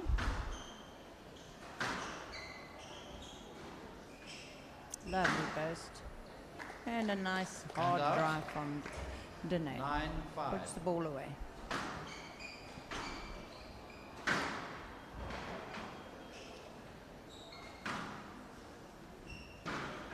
Lovely length.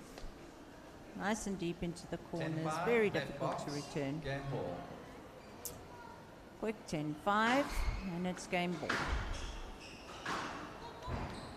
That's a game 11-5. Working well with those hard drives. They're low, they're hard. Have to be very quick to pick them up. We look forward to the third game.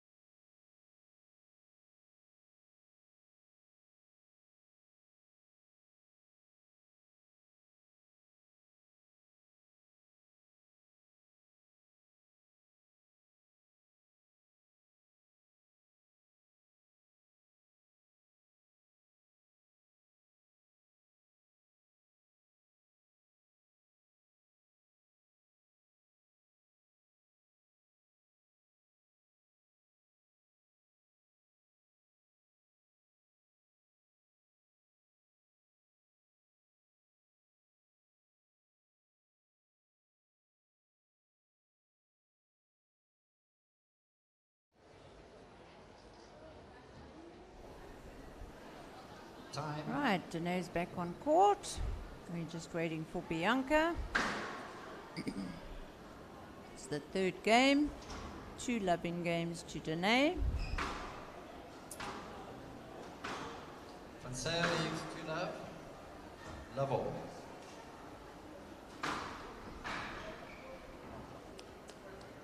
Very tight serve. 1 love. Lucky to get that one back.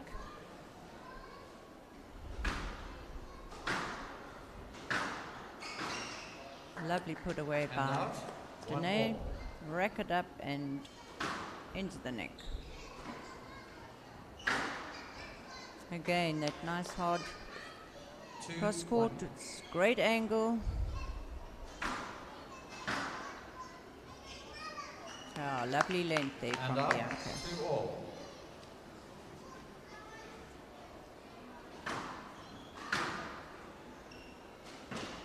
Down. And out. Unforced error. 3, 2.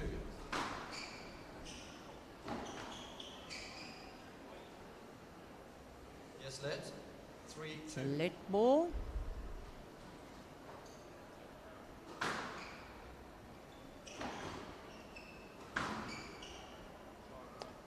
Yeah, it's a loose 4, ball and 2. Danae can do anything she wants with it. Chose the right shot and put it away. It's a 5, lovely 2. backhand drive.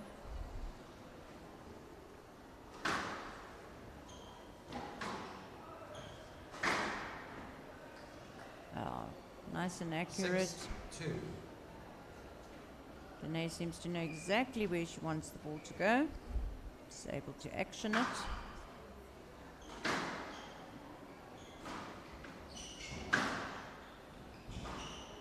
Down. And Nice out.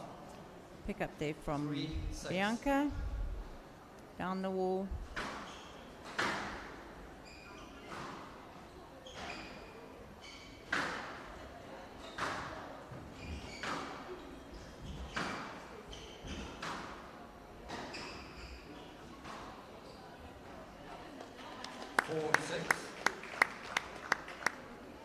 Lovely drop.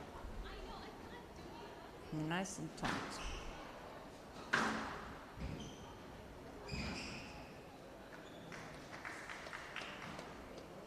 I saw the ball is good.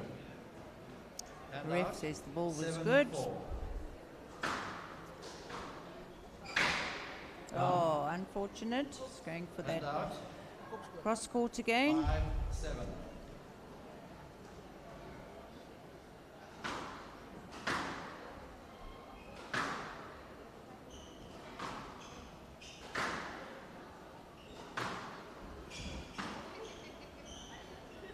Stroke for It's sale. going to be a And stroke. out.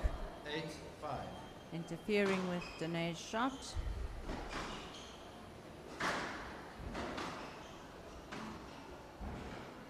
Down. Yes, 9, 5. that's a good drop.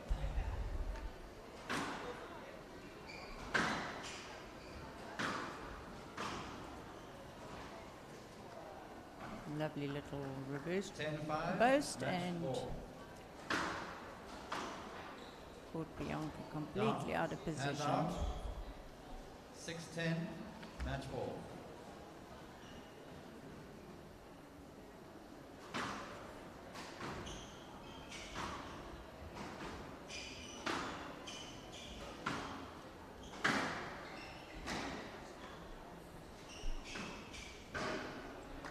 Lovely drop from Bianca.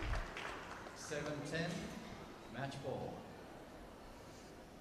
This is where the nerves can take over sometimes. So close to getting the match and yet you haven't got it as yet. 7, 10.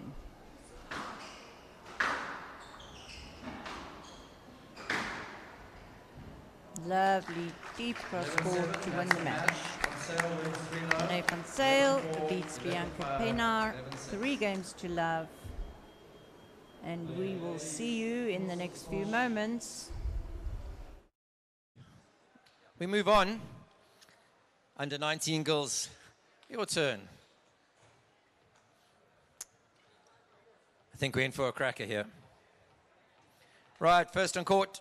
She goes to St Mary's DSG in Pretoria. What she loves about squash is the fast-paced game that can be very rewarding when your training pays off. The rush you get after a training session or a match is the best feeling in the world. She's coached by Liz McKenzie, and she's been playing since she was 12. Her name's Ashton Weir. Her opponent started playing when she was under 11, and she was inspired to play by her mother. She likes to watch and learn from Shayna Tucker, and she wants to go to university and play squash at a high level. She's at Kingsmead College. Her name's Rachel Shannon.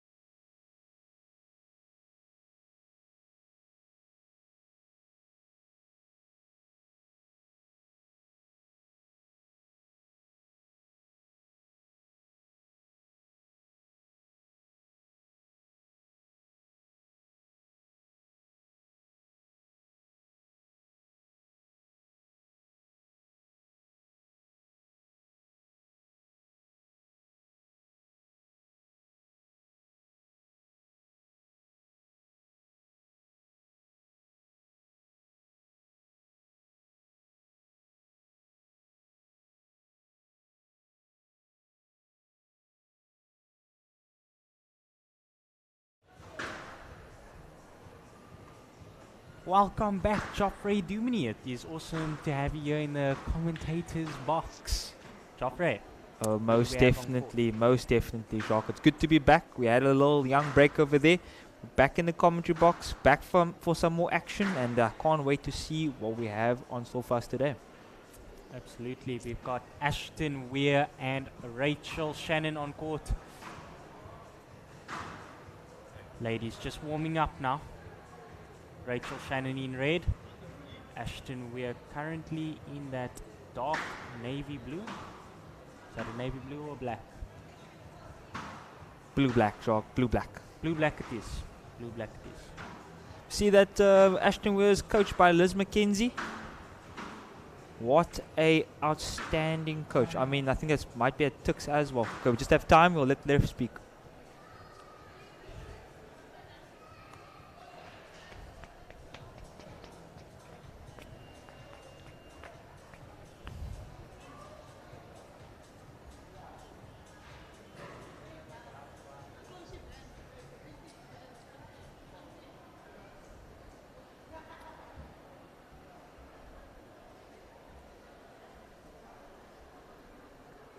Okay.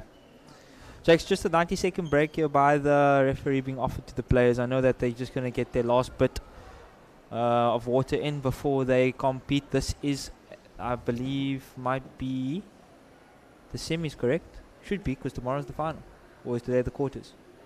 I think today's the quarters. Let's not jump ahead of ourselves here. But definitely not quarters. Look, Rachel Shannon, Ashton Weir, quite tight, must say, in terms of their abilities. Yes, currently having a look at Rachel Shannon's stats. Currently seeded 5th in South Africa, and Ashton Weir is currently National Girls Under 19 Round 2 Pool A match. They're both 5th in the country, apparently, according to these statistics. Yeah, I was hoping nobody would pick up on Ashton that. Weir to receive best of 5 double. Right, here we go, Lovell.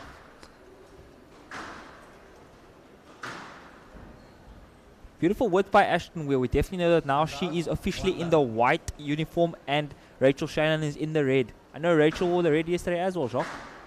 Yes, she did. Red seems to be her go-to colors. Most definitely. She is at Kingsmead College and I think their colors are also red. Oh, just down there, unforced error immediately from Rachel Shannon. Can't say she's under the pump just yet. We do know that Ashton Weir has represented the country at Worlds, the individuals ladies section. So, I mean, she's got some experience amongst her. But I also know that Rachel Shannon is also vast experience. So I'm expecting some good performances from both these ladies.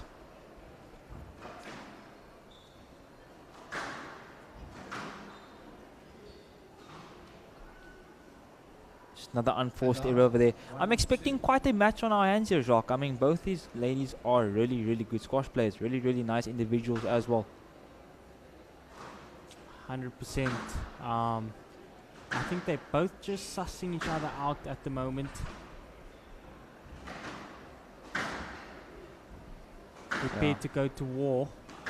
Well, most definitely. Look, this is getting toward the business end of the tournament where we start seeing the knockout happen. A quarterfinals is always tough. Tomorrow will be the semi, so both these ladies will look to capitalize. Only one of them will go through, obviously.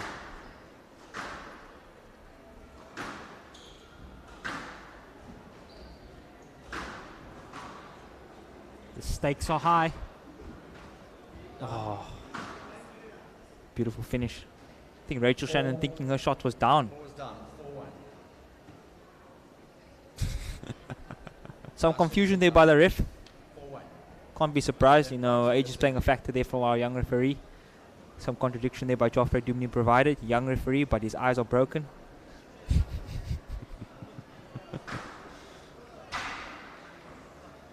I think today's calls have all pretty much been 50-50, you know. It can either go in your direction or it's obviously going to hit against you. Nothing really in between. Can't say they've been prettier, Jacques. Look, I mean, I'm someone who's I'm an advocate for fair sport. You know, I don't really mind who wins as long as it's fair. I want the better player to win at the end of the day, and that better player is someone, you know, who carries himself on court quite well. Him or her, doesn't matter. But I think the referees are playing a big factor at the moment in this level of squash. I know next week we have the seniors playing, so I mean a lot of the seniors will definitely say, you know, how are the referees going to contribute to our game this time around, because I've seen it quite a few times where, you know, the ref is actually the deciding factor for someone's national ranking. 100% correct. And I think that seniors will be a little bit more harsh on the refs. 7-2. Juniors a little bit more respectful. Oh, most definitely. As they should be, Jacques, as they should be. Of course. Stay in school, kids. Stay in school. But we can see at the moment, you know, Ashton Weir providing the pace, you know, setting the tone for the match. She's currently 7-2 up in this game, but Rachel Shannon do not write her off. It's a good counter drop from Rachel Shannon there to the front left. So, I mean, look, she's aware of what her opponent is currently doing. You know, pace is up. Ashton Weir just has the confidence in terms of hitting abilities, but I have no doubt in my mind both of them will reply with great squash. Yeah. I think what Ashton Weir is doing really, really well is she's pushing opponent all the way to the back of the court.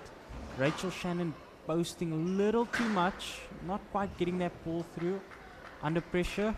still needs to lift it a little bit more so that the ball still goes all the way to the back of the court. Most definitely, Ashton's quite an advocate for finishing shots. I mean, she likes to put the ball away as soon as she sees the opportunity. But at the moment, she's feeling it at the moment. Where are the open spaces, making her opponent move. But I know she's being rewarded quite a lot from her opponent's unforced errors. It's currently 10-3. It's game ball. She has the upper hand.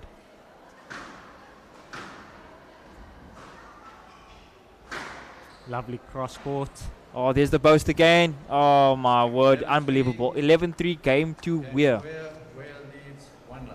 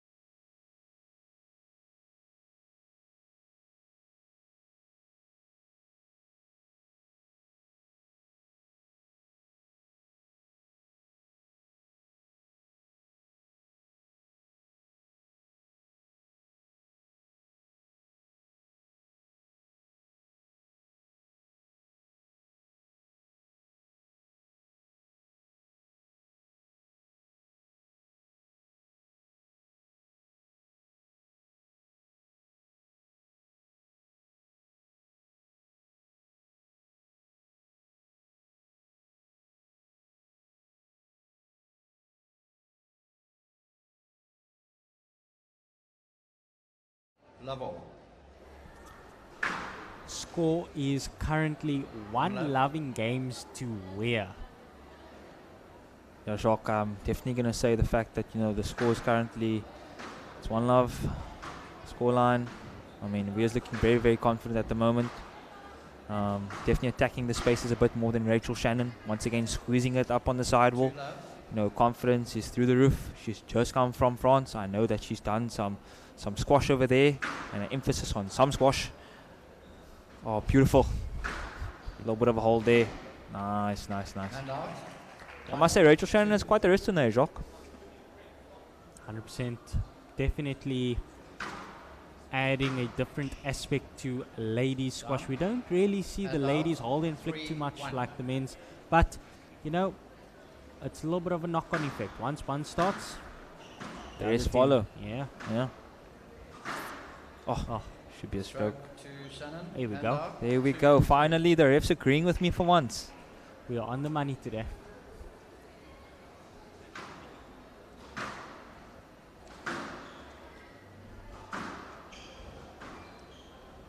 Oh, stroke as well. Yes, let 2, 3. My bad. That is my bad, folks. Shock, I'm just a bit confused at the moment. I've seen that call happen quite a few times. I'm 150% sure that it says there, if an opponent interferes in your backswing, it is a stroke. 3-all. Yeah. Because basically, if I could basically just hold my shot every single time, make some contact with my opponent, and then it's going to be let for days. I'm just telling my opponent, yeah, you know what, you're going to get let all the time. It just doesn't make any sense to me. I'm a bit confused. Do they rewrite the handbook for the coaches in South Africa? What's going on? I think the players just need to open up their mouths a little bit, just to keep the ref sharp. Right now, I'm not 100% convinced on what's going on, but again, I don't know everything. I'm happy to be wrong. Well, me too, Jacques, but I mean, things like this, it's the small things that definitely should be called the right way, don't you think? 100%. Oh, it's a lovely straight drive there from Weir. Beautiful. 5-3 at the moment in the scoreline. We're still 1 love up, but I mean, look, anything's possible. It's only a 2-point lead. Expecting Rachel Shannon to come back somewhat.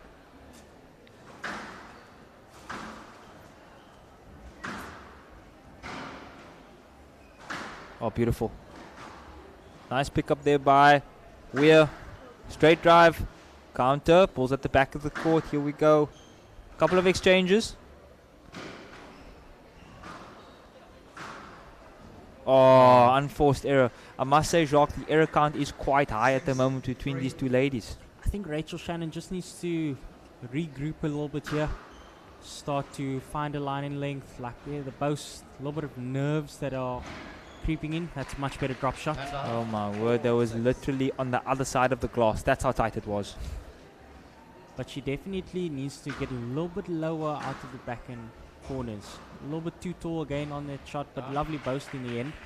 Here we go. I think she's just found her feet a little bit, you know, understanding where is Ashton Weir on the court. And if she's at the back, let's put her in the front. Let's make her work. Put some mileage in those legs of Ashton Weir.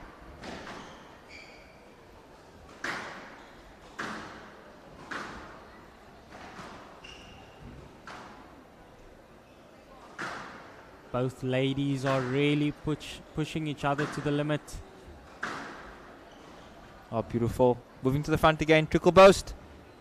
Counter. Straight drop. Oh, That's there lovely. we go. The Beautiful winner. combinations. Incredible. Right side. 6-all, Jacques. I knew this would be a tighter one. We are expecting a 5-setter. Most definitely. I don't know what the head-to-head stats are. I mean, we weren't provided with the information, but we definitely know that these goals are closely matched.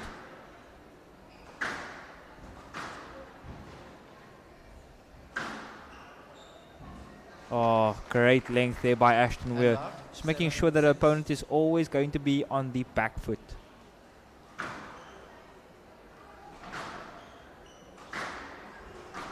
Shock, I'm not going to lie, I'm extremely impressed with the wrist work of Rachel Shannon. I mean, that is a extremely whoopy wrist. I wonder if she's got an arsenal of shots lined up for us as well.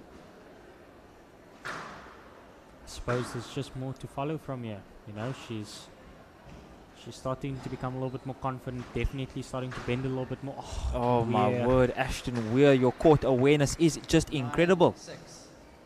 Right side. Shock, do you think going overseas, right, participating in a World Junior event, you know, playing amongst the best players in the world, coming back, playing against the local squash players, do you feel like there's an obvious change in the standard, or do you feel like it's pretty similar? I think what tends to happen is, in South Africa in particular, you tend to get a good number one, What was down? like a really, really good number one. 10-6. But then Game your ball. numbers 2, 3, and 4, they tend to drop off a little bit. So when you go overseas, you start to realize that number one, Game 11-6. that's game. Wow, Weir game leads 11-6, 2 Ashton Weir leads 2 loving games. Incredible.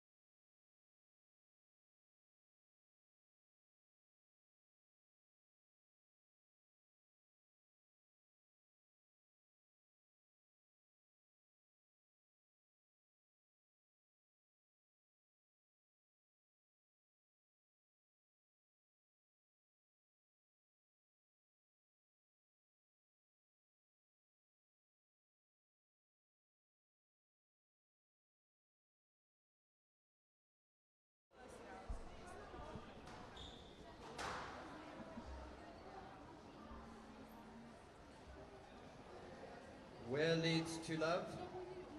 Love all.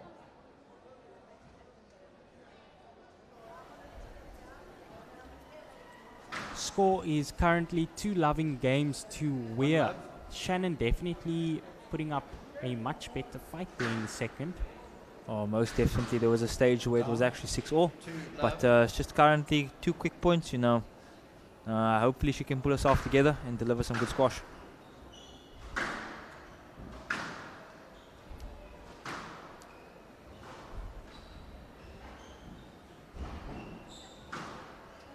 A little bit of scrambling on the court now from Rachel Shannon, but Ashton Weir once again delivers the great length.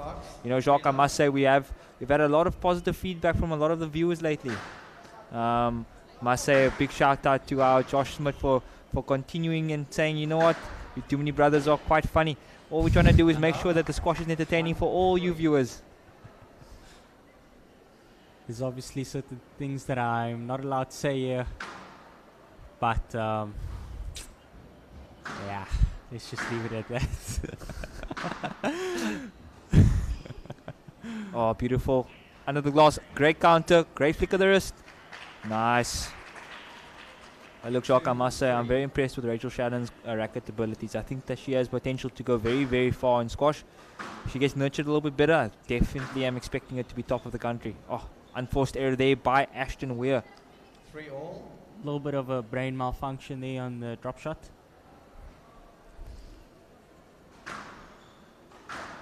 Jacques, I must say, you know what, we've seen the likes of Ramya Shaw play on tour. You know, we've spent some time with his coach as well, Coach Mahmoud, and we understand that having such an advantage in your wrist is a big part of the game. Would you say that if Rachel Shannon utilized it a little bit more, think she'd actually come up on top in this game? I think if she just manages to play to her strengths a little bit better, the scoreline would be a little bit more different.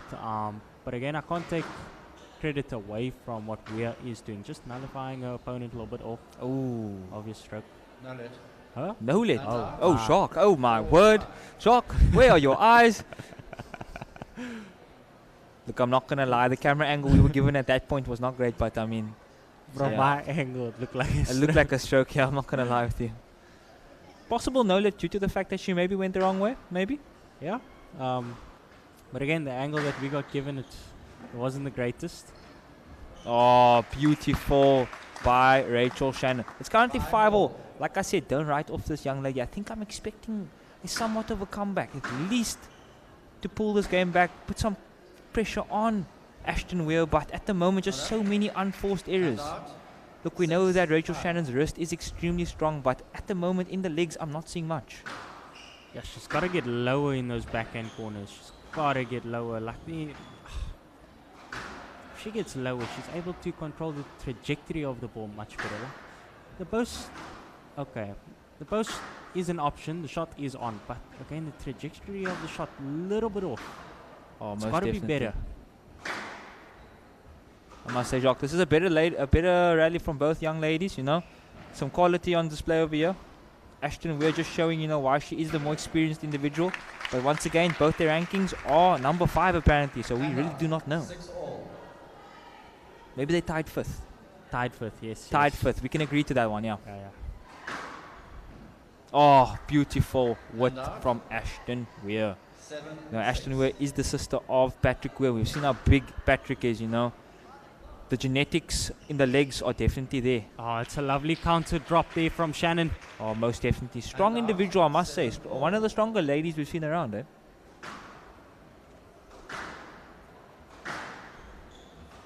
It would be awesome to see this match go to 5. Does Shannon have it in the bag to make this match go to 5? Currently 8-7 to Weir though. Oh, what a pump.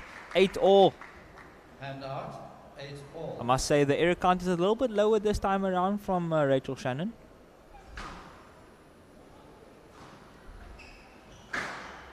It's a lovely wrist. Beautiful shot by Rachel Shannon once again. I'm telling you, Jacques, the whoopage of the wrist is a huge advantage. Now the post in the front. Ashton Weir off balance. Oh no, what's next? Straight prop. Oh, outright winner from Rachel Shannon. That's what we like to see. Those are combinations, Jacques. I know you are quite a tactician when it comes to combinations. I do love my combination stopper, but these ladies clearly seem to be doing it much better than me out there on court. Can't complain. You aren't much of a squash player anymore. Yes, it's either gemaak of geblaas now.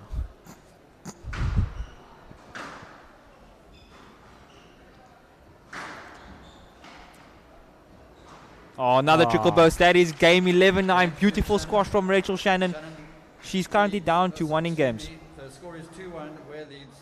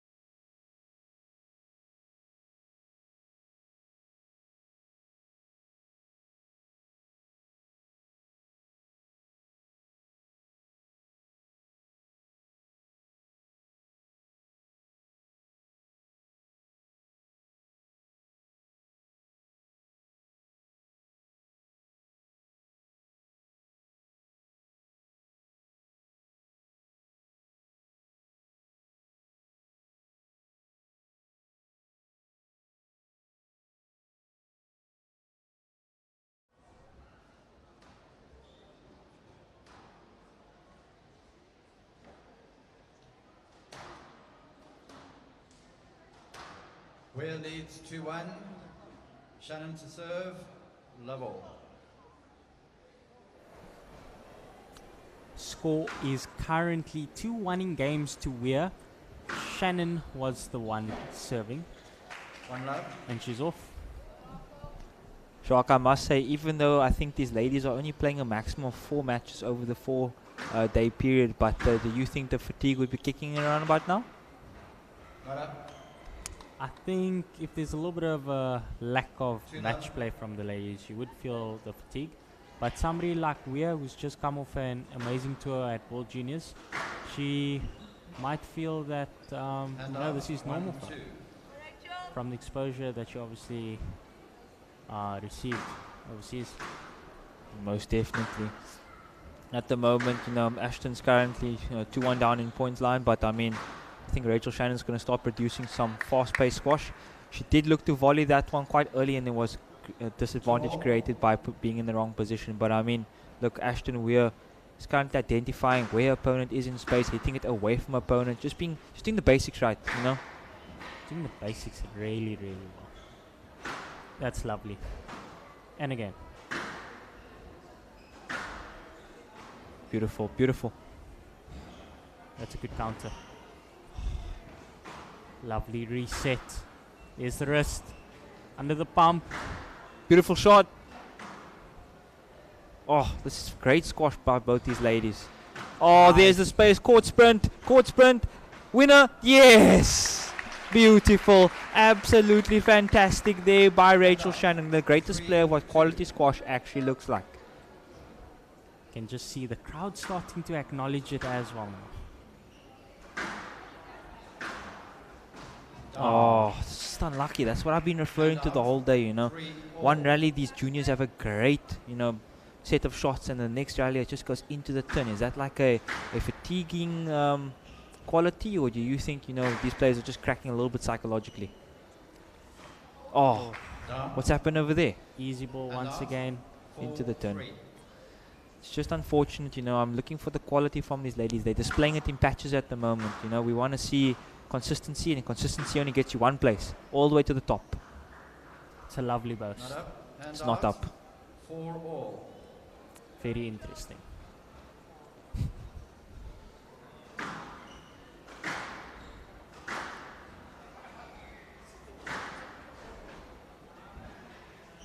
Kablamo. Oh, I would have definitely not.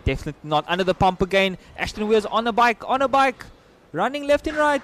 Oh, reply. Oh, my word.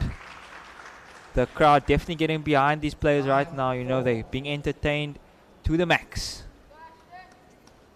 We're 5-4 up. Another boast. That is one of the highest boasts I've ever seen. Oh, is that up or down, Jock? I don't even want to say anymore. Right side. It was up. It's a good quality shot there from Ashton Weir. She's currently 2-1 up in games at 6-4 in scoreline. I could definitely feel the pressure from the court all the way up in the commentary box from Rachel Shannon. She's definitely starting to fatigue now on court. Most Starting definitely. to breathe a little bit heavier now. Oh my word. A roller. Roly-poly. You know who's good at those? 5-6. Not you. That's good. Not you either. Oh! Oh, just a little bit of physicality coming out there from both these ladies. You know, I'm expecting nothing less. You know, both of them are quite the physical individuals, but I mean, at the moment, Ashton Weir does have the upper hand advantage. It's a lovely cross court. There's the wrist. Here's the nick. Are we seeing it? No, not this time around. A little bit less of a Beautiful. Beautiful. And out Less- 6-7. less of assure tactics, more Shabini style. Oh, most definitely. You know, Noah Altay is Ashton Weir's favorite squash player. Could definitely see why that is. Oh, straight into the tin. How do you hit the tin from there? That is a crucial point to lose. It's now 8-6. From a psychological point of view, Joffrey, what is the difference now being 8-6 down to 7-all? Oh, most definitely. Those 2 points.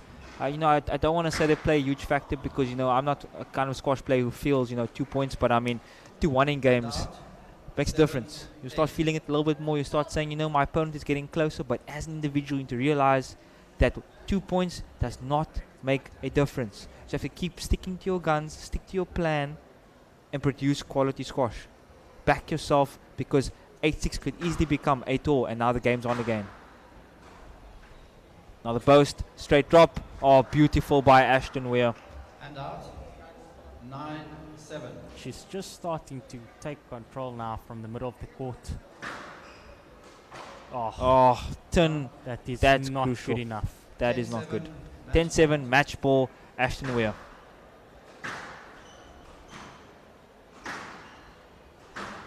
Ashton Weir definitely the stronger player right now. Will we see a big finish from her? Here it is.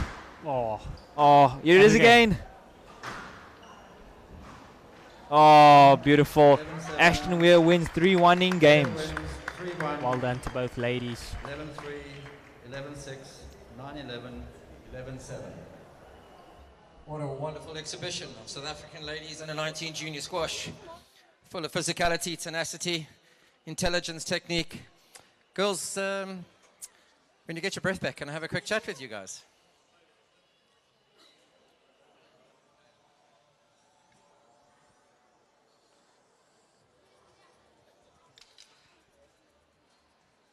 You can have a chat. Right? Yeah, I want to chat too.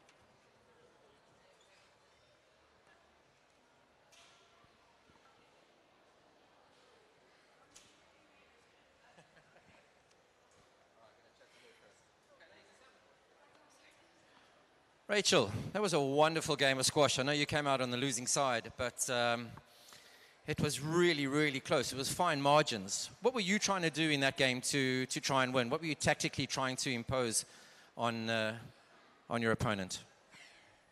I was just trying to pick up the pace. Ashton does thrive on a fast game, but it's always a good idea to pick up the pace. Try to keep volleying. My initial strategy was to hit straight down the wall, but that wasn't working, so I tried to mix it up a bit, hit a few boasts, and yeah. The boasts were working. Yeah, no, some of them were, some of them weren't. She got to a few of them. She's a very good runner. I thought it was such a fine margin between the boasts working or not. It was a question of whether you were in the lead, even on the scoreline, or just behind, as to the effect that it was actually having on her. Yes, no, she's very good at pushing when it's 5-all, something that I need to work on. But in the end of the day, she was the one that was in control. Well, it was a fantastic match. I thought it was going to be a match-up. I watched the two of you play yesterday, and I thought, oh, here we go. There's a lot of similarities about you. You've got a very good squash brain. You're aware of where she's going. Do you think your unforced errors in the end maybe counted against you in that little 0.5% difference between the two of you? Yes, no, I definitely thought when I went off the first game, even my coach said to me, this few volley nick things that I try to do just weren't working today, and so I should stop doing those. A few drops that went down, and that obviously just cost the game. I was looking at your CV and it says you would love to go to university and make the World University side for the World University Championships. Yes, no, I'd love to do that. It would be a great experience. When I went to France, I absolutely loved it. Watching the Egyptians play number 1 versus 2, it was great squash. And so I'd love to go again for the varsities. So that inspired you, did it? Yes, yes. It Well, did. listen, it was fantastic to watch. Good luck for the rest of the tournament. It was awesome. Rachel, Shannon, run.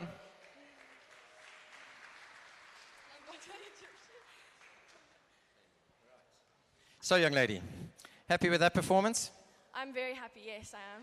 I got the privilege of watching you play last year, and I've seen you play this year, and that was by far the best squash I've seen you play, even though it's on exceptionally limited budget, I admit. How do you feel you're playing at the moment? I definitely think I've improved a lot since last time.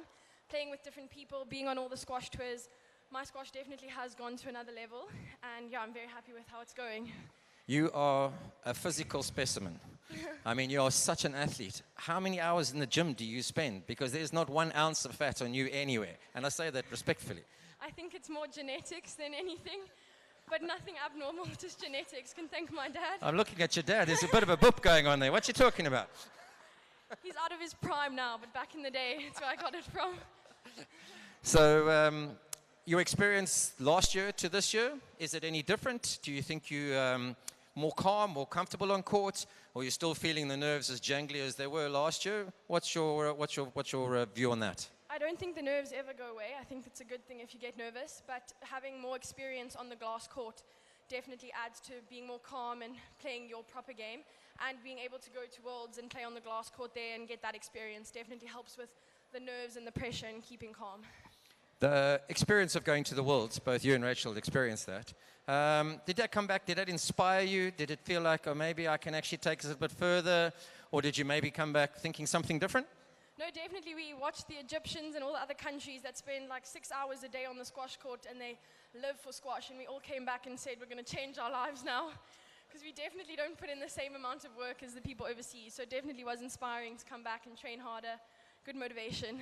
Why do you think it is? And you might not have an answer, but why do you think it is we don't put the same amount of work into the squash as, say, what the Egyptians do?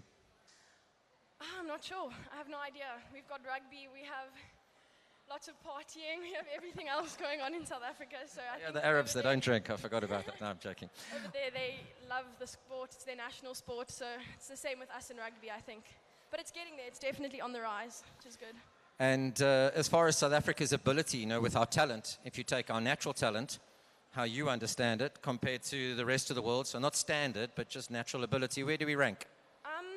I think natural ability, definitely. We've got the same level. It's just about how much we nurture that ability and nurture that talent, and also starting people from a younger age. There was a little Egyptian, he was like 5 years old, and he was playing hard with their number ones. So I think as it gets bigger and younger people start playing, it'll definitely start matching the other countries overseas. And what's in store for Amy next year? I'm studying, and I think I'm going to come to Stellenbosch, so you'll be happy to hear I'm that. very happy to hear that. That's fantastic. For those who don't know, I coach Stellenbosch, so that's awesome. Well, go Marties. Well, we look forward to having you. If you come there, well played today. I hope it continues this way. Amy, where everybody?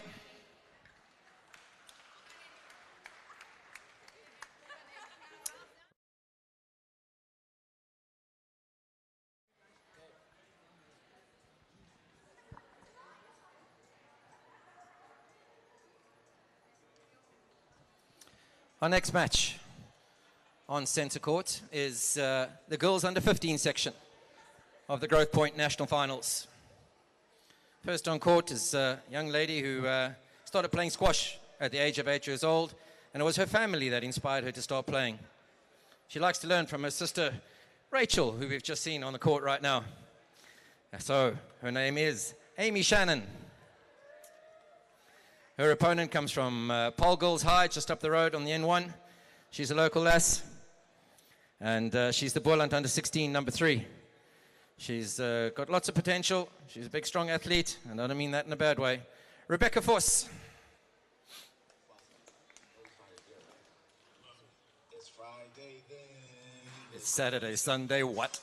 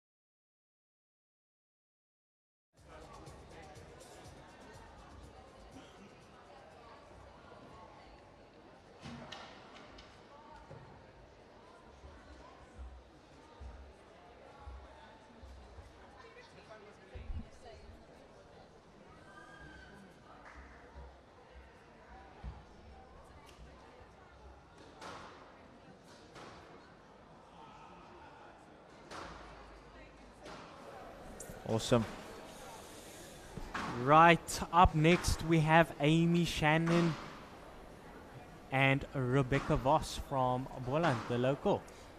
Yeah, Shark. Another matchup again that we feel like might be a little bit close. You know, this is heading toward the business end of the day. Girls under 15, round 2, Pool B. Amy Shannon to serve, Rebecca Voss to receive. Best of 5, love all. Here we go. It's a good start thus far by Rebecca Voss, you know, plotting her opponent all the way at the back of the court early on. You know, that's what I like to see. Basics, basics, basics. Oh, that is Down. incredible. It's down. That is down, very down. I believe that was down as well. All right, so potato, potato. These balls that are starting to hit the floor is kind of starting to look like my maths marks. Wow, and that's not pretty. Beautiful display by Voss immediately, you know, plotting her opponent all the way at the back of the court. We know that her coach is actually quite known for that. Sean Venter, Jacques, they're from Durbanville, local boy. Definitely, you know. Sean, another 4-1. 4-1. Sean, another player whose understanding of the game has just grown over the last couple of years. Really started doing some great work with junior squash players as well. Most definitely. We can currently see that Rebecca Voss is number 3 in her age group. Well, this is Boland number 3, and she's playing in this tournament. What an achievement, eh? Yeah, stepping up.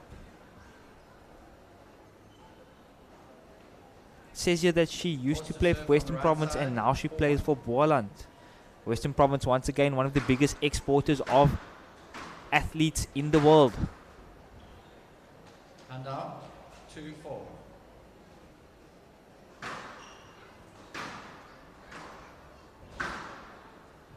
Beautiful shot there by Rebecca Voss. It's a pity that the Western Province players are migrating, you know, and a lot of them are actually heading toward the Boland region. I mean, Boland currently have, you know, both SA number 1s at the same squash club, training together as well, you know. The thoughts on that, Jacques?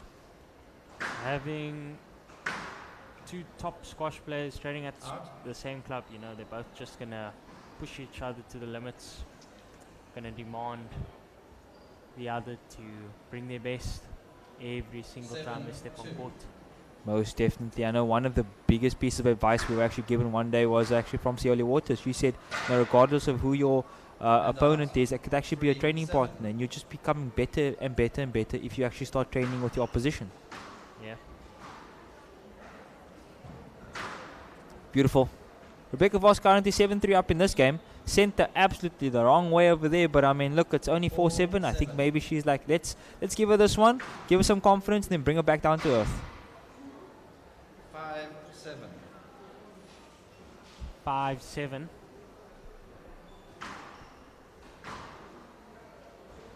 There's the boast. There's the straight drive. It's currently post drive, post cross court at the moment. Nice draw on court. Boast. Oh, in the tin. You know, just making sure that both the opponents are awake, you know. Let me see if my opponent likes a boast.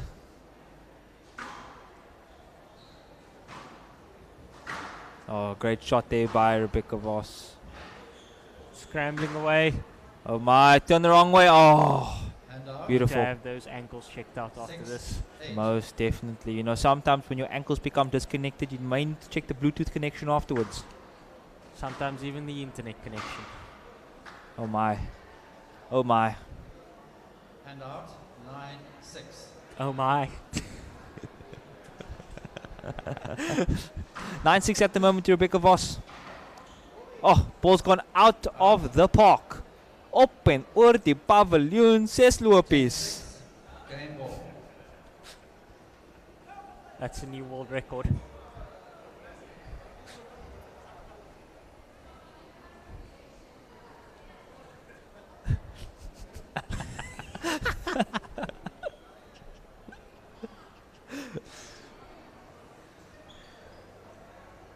The ball just being retrieved by one of the workers of the SA Nationals crew. It is not in Salsi Park, it is in front of the sign.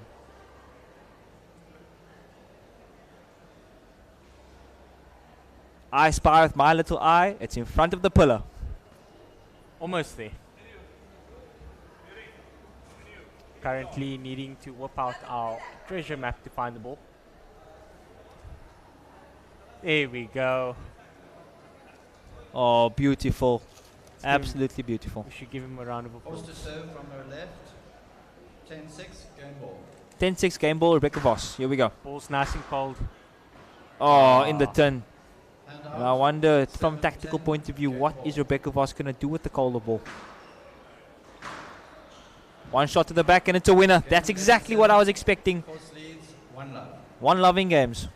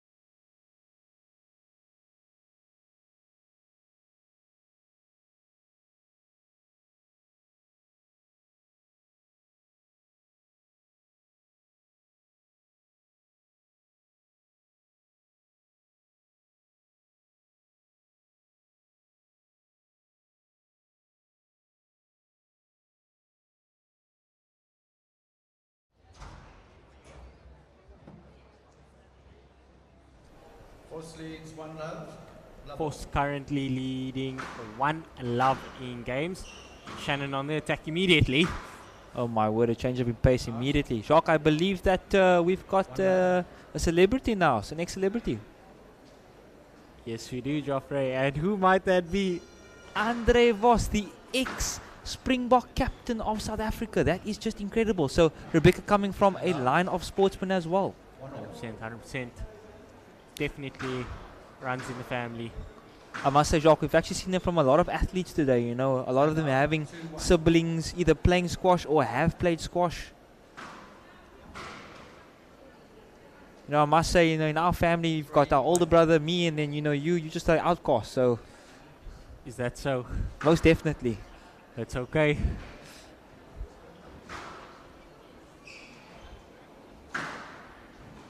That's a lovely boast, or half a boast, or Oh, whatever that scrambling. was. Jacques, I'm not currently sure what the score is. I think it might be 4-love. 4-1.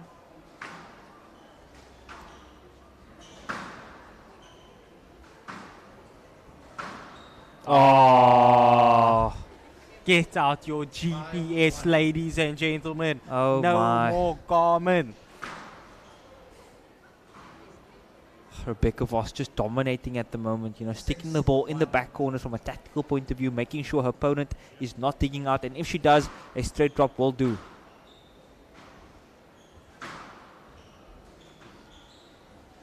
Oh, beautiful. No looky.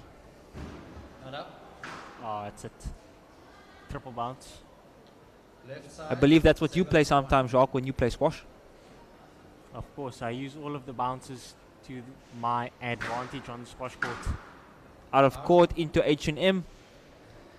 Yeah, we just see Rachel, Amy Shannon, correction, is currently under the pump a little bit here. It's 8-1, you know, you just needs to calm down, utilize the tools that she's been given by Tuks University.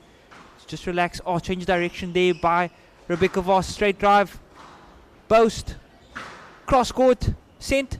All over the show. Drop What's the drive. reply? Straight drive. Oh, just another winner from Rebecca Vos. And just being obliterated really on that straight drive. 9. I must say, Rebecca Vos is currently very clinical about how she's going about a game. You know, targeting the back corners when she needs to. Showing opponent the straight drop and then utilizing the straight drive. I mean, that's just textbook. This is a much better rally from Shannon. Trickle boast. Oh, the ball went straight through a racket. There's a hole in it. No comment.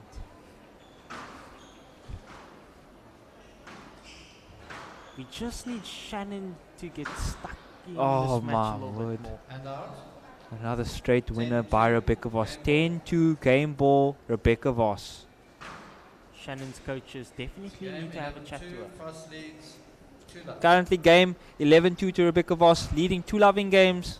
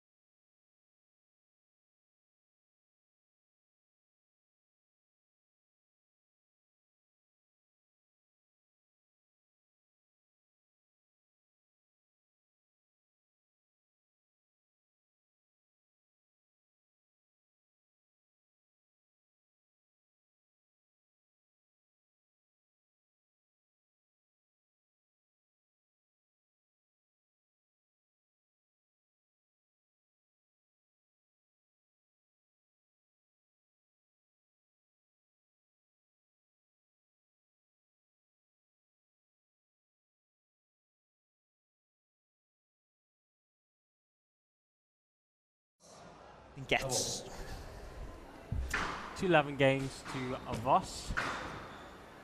Voss starting to hit the targets nice and early on in the beginning stages of this game.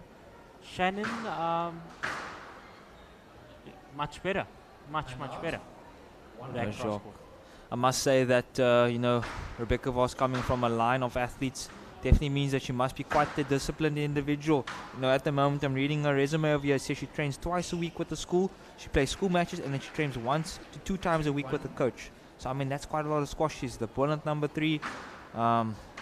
Just an incredible performance to have a number 3 from a province in this tournament. Usually it's your number 1s or 2s. Thoughts? And out, 2-all. Yeah, like just having a look there, she definitely does put in the time and effort.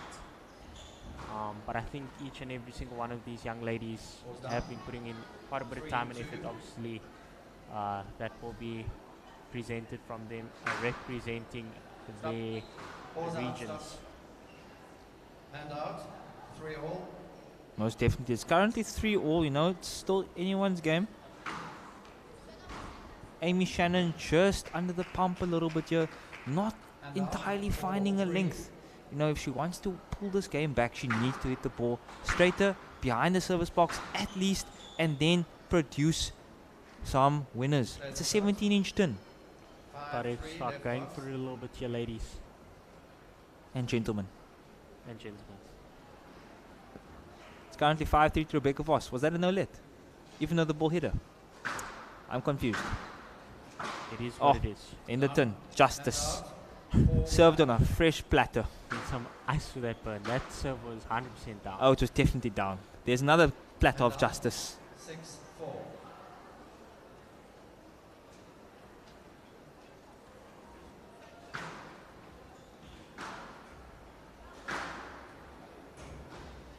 Oh, beautiful post. Straight drop. Quality. Counter. Must be a stroke. Stroke to first. Oh, there we go. Just checking, keeping their refs, on their toes. 7-4.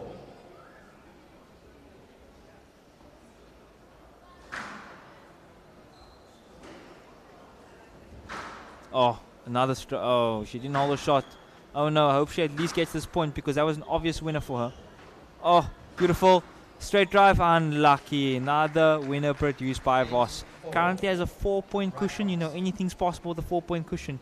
Winners galore from here. Jacques, what do you think? Winners are byproducts. Oh, And out. okay. She didn't ask. Maybe asking for a let there. Must be Winners kind. are your byproducts, and they kind of just happen. And it's not you trying to force it. Just let it happen. Much better from Shannon here. Really starting to apply the basics a lot better. You know, serves hitting the sidewalls, drives, making sure it goes all the way to the back court. And again, basics, beautiful. basics. You can never go wrong with basics. Definitely not. I mean, we keep hearing time and time again. I mean, we've spent some time with the best players in the world. You know, we've got Mustafa Asal behind us. We've got Ramia Shaw's coaches. We've got Muhammad Al-Shawbaghi and Ramia Shaw's oldest brother as well, Amir Shaw, always reiterating how important it is to utilize the basics. When they're under the pump, the basics are the most important thing.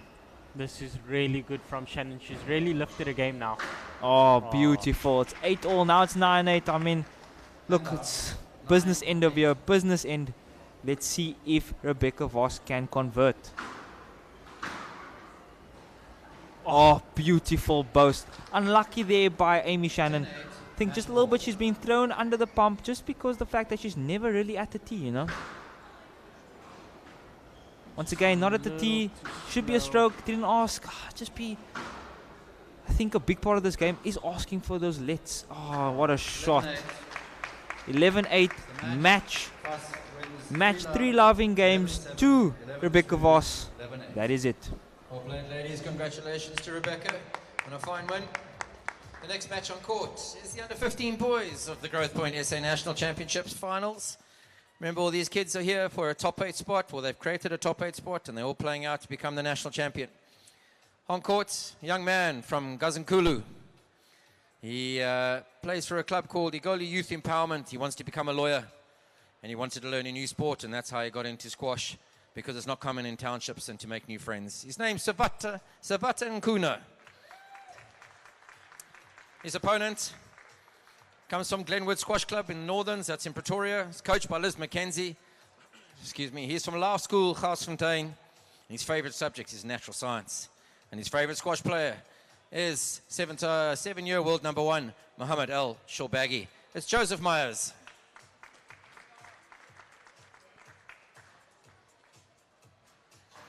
We have 3 matches to go tonight. This is the third last one.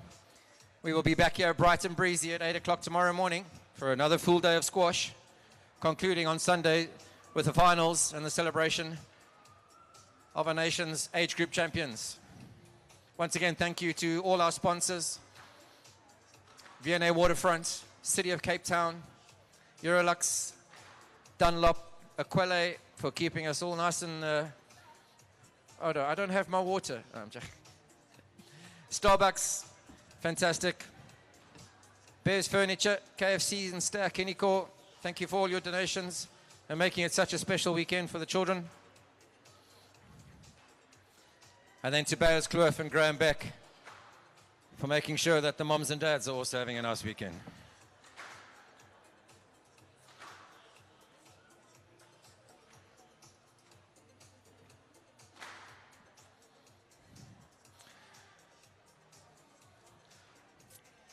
For those of you that have never played the game of squash before and you just happen to be walking around the shopping center, I suggest you go and try it. We have plenty of squash courts around the Western Cape and around Cape Town and around South Africa. Plenty clubs. Just Google them or Google squash and up they will come. And go and try it. You'll never regret it, I promise.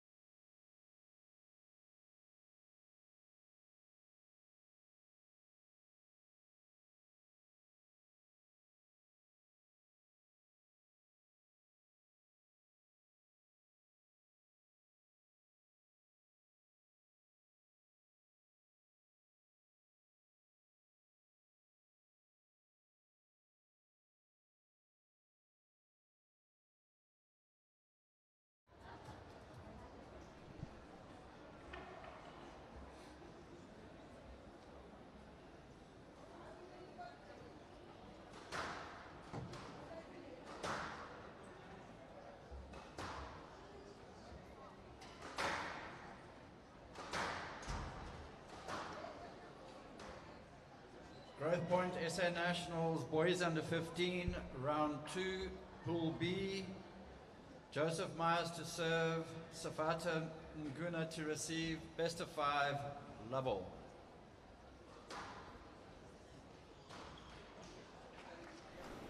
Hand out, 1 love. All right, welcome back to the V&A Waterfront. It's the Growthpoint Nationals. This is the under 15 boys. And on court we have Joseph Myers. 1 all. And Joseph is from Law School Garsfontein in Pretoria. And we have Savata and Kuna. These are our under 15 boys. And Savata is from Johannesburg. And he has learned to play his squash Down. at Hand out. the 2 all. Goli Squash organization, putting a lot of players through their paces and introducing squash to many 3-2. underprivileged and previously disadvantaged children, keeping them off the streets. And they're doing wonderful work there. We're seeing And a out. lot of 3 all. these players come through into the provincial teams. And Cut. False serve. Hand out. 4-3. yes, and it's very admirable what they're doing. And Savata is won his hub in the regionals, and hence he's here at the finals. Stroke on Kuna. 5-3. Right, 5-3 to Savata.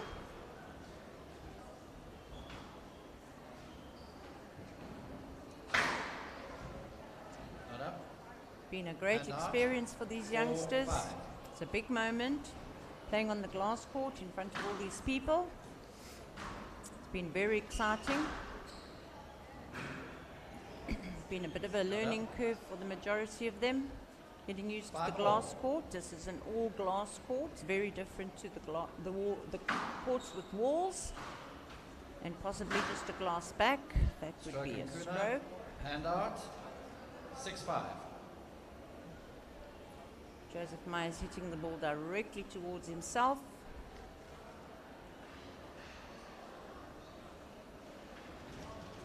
Unfortunately, the ball's Mr. gone Kuna, you out the okay? court.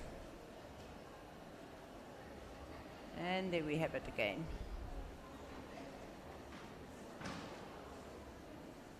So Tulani Makamu is Savata's coach, and he's been playing since he's 9 years old. And he said that he wanted to learn a new sport that isn't very common in the township where he comes from, and to make new friends. Always nice to make new friends.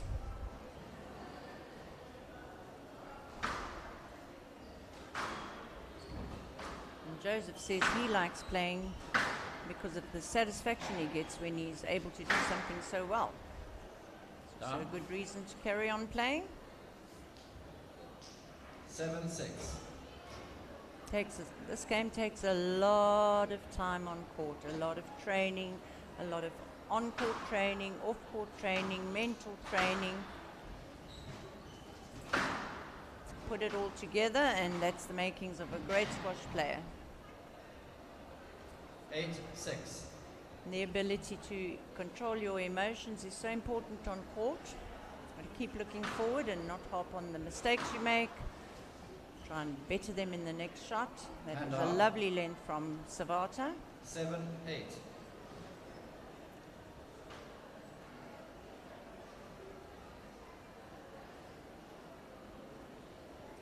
Score is 7-8. Savata to serve.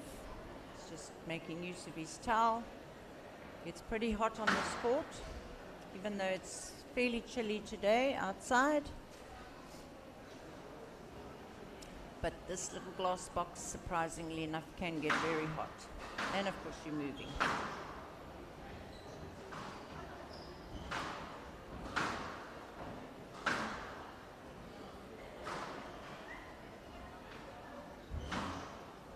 And that's going to be another stroke. Unfortunately, the ball came out the corner straight at himself, and Savata gets the stroke. 8 all.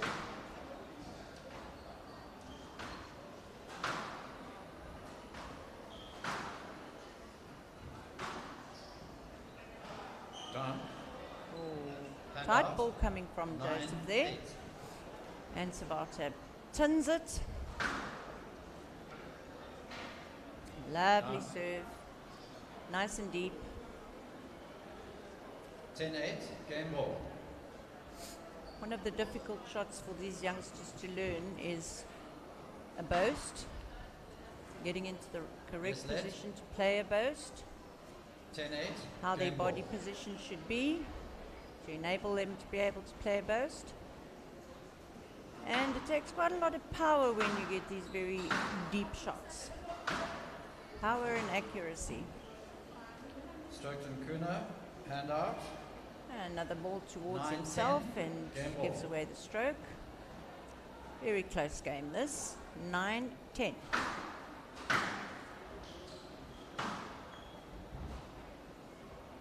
Great length there from Savata. 10 Putting all. Joseph under some Lens lead pressure by to play 2 that points. boast. 10 all.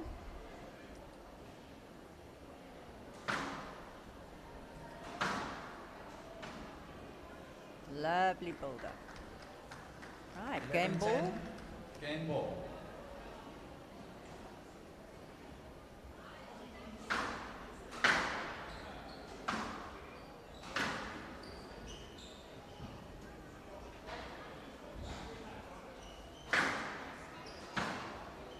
Nice length there from Savata.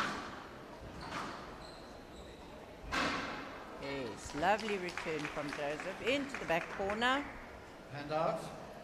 11 Savata all. unfortunately not able to get that one. 11 all. Player has to win by 2 points. Oh, a little reverse angle boast. 12-11, game ball. And it's game ball for Joseph.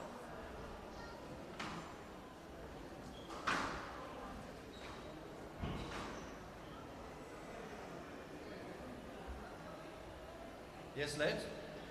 Let ball. 12-11, left side, game ball. Savata needs to hold his nerve here.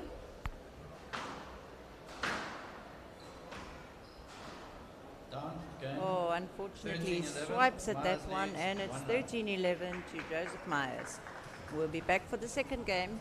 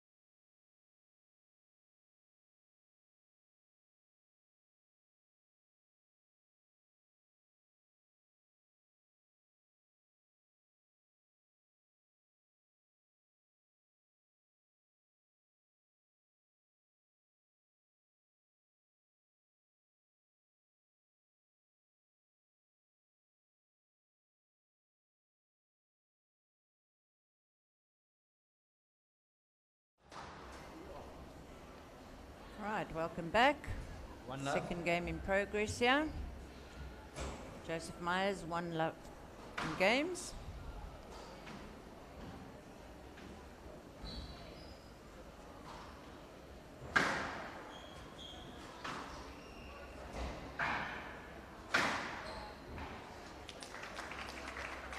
Right, Joseph had him, Savata all over the court there, Right side. till eventually he's completely out of position.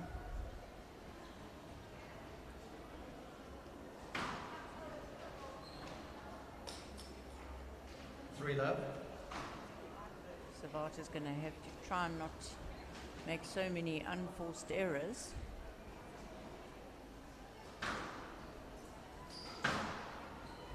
It's a lovely length, nice and Hand tight. out. 1-3. So one of the shots you can rely on to get yourself back into position, play a winner.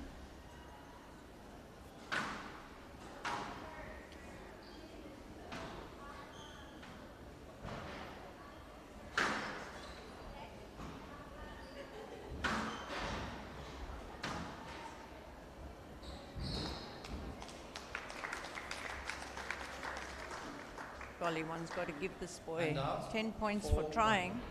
He's down, he's up, he's down, he's up. But he doesn't give up.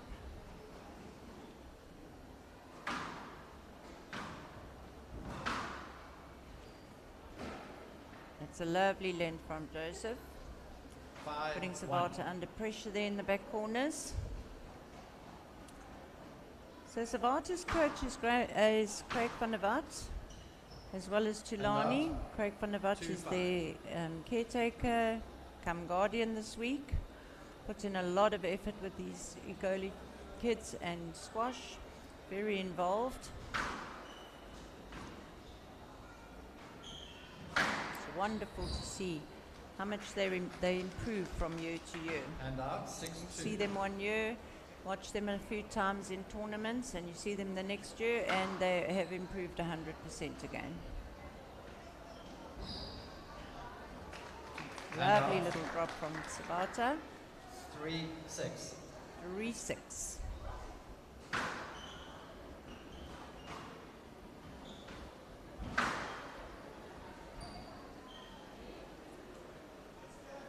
And out. Savata really needs to 7-3. concentrate on his length, get the ball to the back of the court and control the tee, and then he can go for his winners.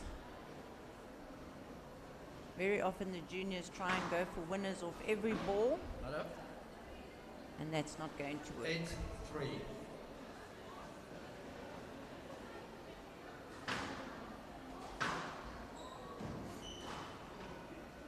Lovely burst. 9-3. Joseph storming ahead here.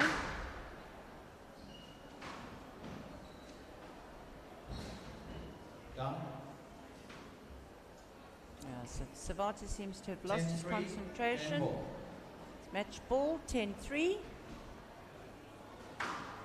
Lots of errors from Savata.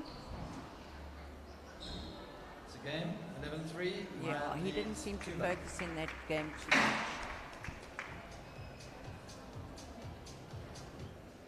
All right, we'll be back for the third game.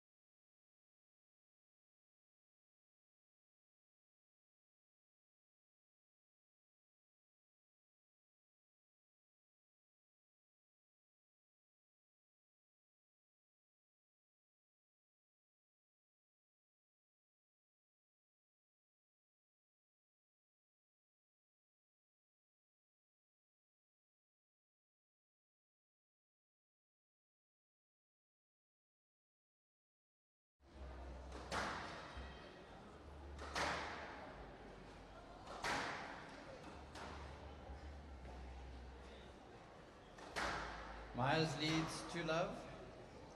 Lovell.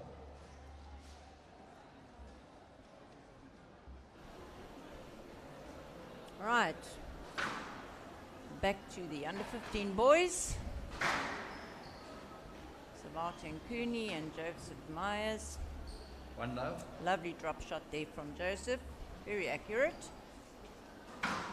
There's currently a lot more Consistent. Oh, Out. a little bit too much And onto out. that one. Ball 1 goes all. out.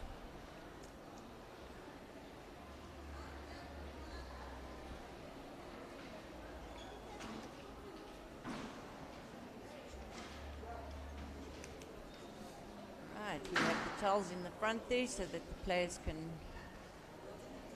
have a quick wipe. If they're getting too sweaty, wipe their racket, the handle. Often the racket slips out of their hand. Nice tight drive there. Lovely put away from Joe. And out. 2-1.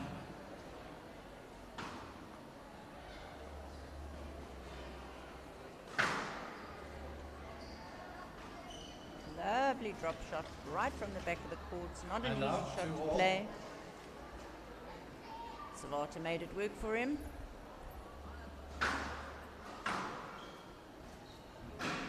Oh, well done. Very tight ball. And out. 3-2.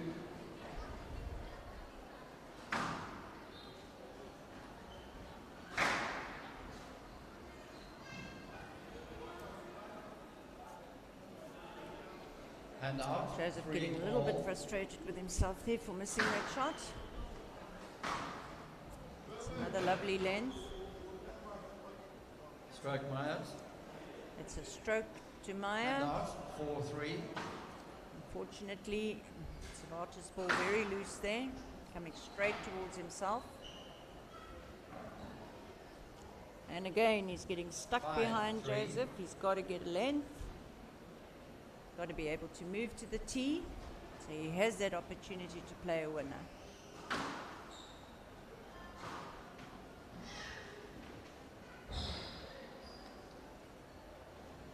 The ball was good, Mr. Myers. Hand out. 4-5. No let. Ref feels he should have played that ball. Savata had moved out of the way sufficiently.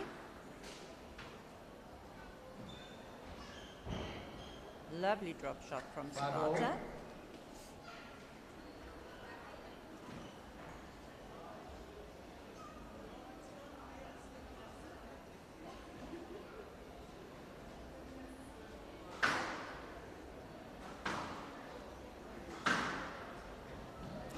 Lovely length.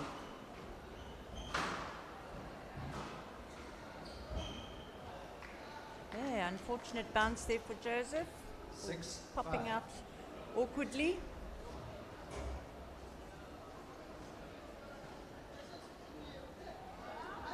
Savata's come back onto the court with a little bit more concentration, keeping his focus. 7-5. Now 7-5.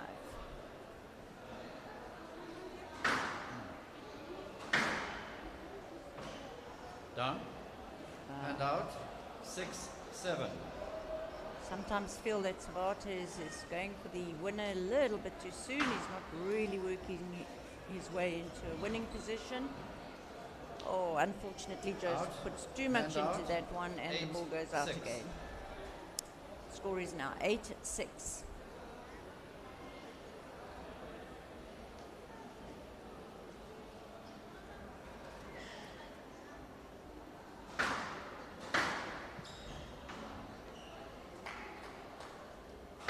Nice little drop again. 9-6.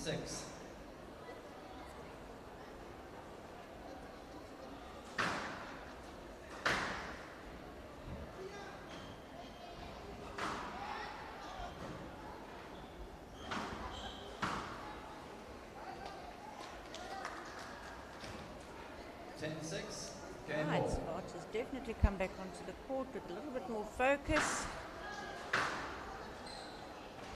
Oh, too And early out. again. 7-10. He could make the rally just one or two shots Not up. longer. Not go for that 8, winner off 10. almost every shot. But the juniors do tend to do that. They want to play a winner off every ball. It's a lovely length. Down. Great 11-8 excitement to from Kunal. Savata. He's got his Myers game. leads He's come back 2-1. on a little bit more focused. And Myers leads 2-1. We'll be back for the fourth.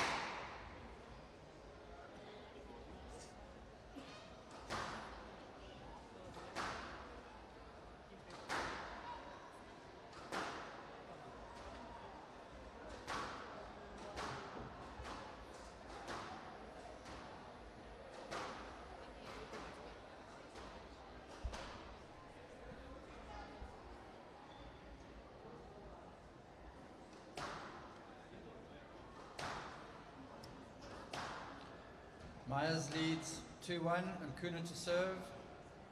Level. Right, welcome back to court. We have Joseph Myers and Savata Nkuna. Joseph Myers 2-1 up. Stop. Stop. The door. Yes, let. Nkuna to serve. Level. I'm not too sure what happened there, but we're going to play a let and start again, the game again. It's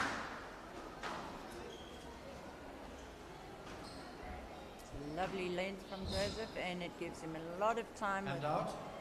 One Savata love. behind him to play his drop, and it works well. It's a good serve.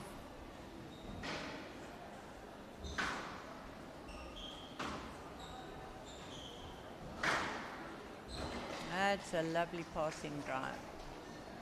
2 love.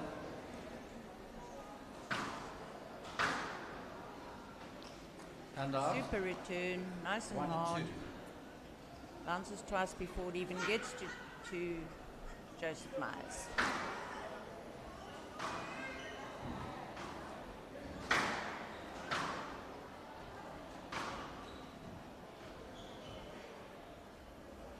Yes, let. Play a lead ball 1, there. 2. There's interference on the way to the ball, so it's not a stroke. Replay the point. Score is 1-2.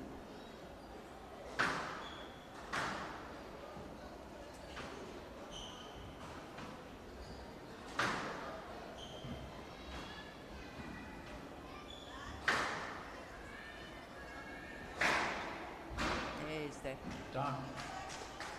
hard drive, low and Hand hard out. from Joseph. 3-1. And out, 3-1.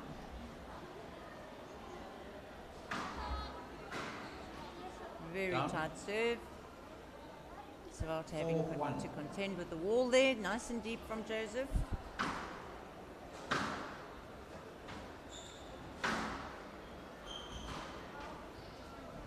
Nice post. Joseph really moving Savata around now. 5-1.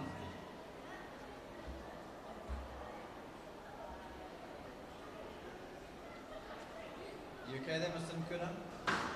Looks like Mr. Nkuna has hurt his foot. Possibly his toes. Mr. Nkuna, before you come on court, are you okay? Do you require some assistance? Okay, injury break. Mr. Nkuna has 3 minutes. Let's check with the ref if he can get assistance.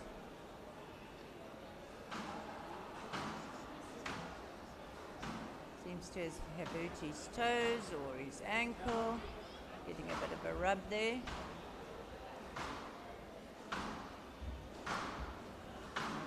Players often go over their ankles. Sometimes you hurt your Achilles when your foot skids forward, and it can be very painful.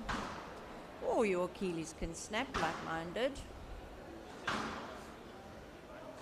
Not a contact sport, but many, many injuries occur. Many pulled muscles. kind of sport you have to stay very supple for. Build your muscles up, make them nice and strong.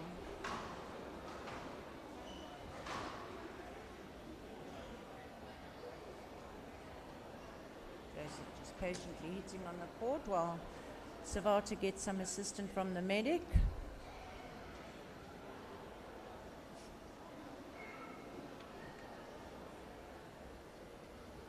So Joseph Myers is coached by Liz McKenzie in Pretoria, and she is extremely involved with the juniors, developing a lot of juniors, introducing a lot of juniors to the game, and starting right at grassroots level, building them up into great players. So many great players coming Score is out of Liz 5-1. McKenzie's academy. Mr. Myers to serve. And Joseph says he's been playing Right side. since 7 years old. It's great to see them starting that jump. And a lovely out little drop to from the 5. back.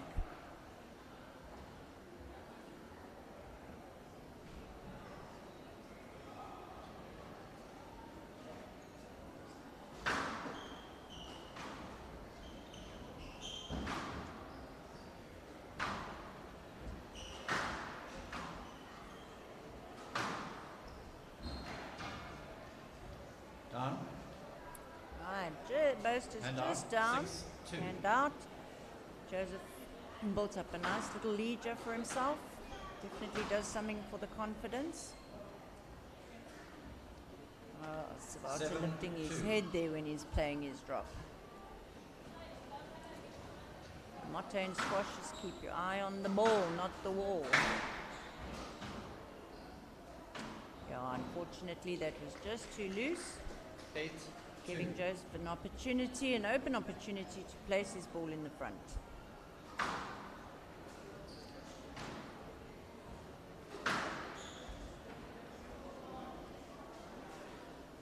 Left side, 9-2. Savata definitely seems to go through little spates of concentration. Not up. 10-2, match ball. 10-2, and it's match ball to Joseph. Hand out. 3-10, match ball.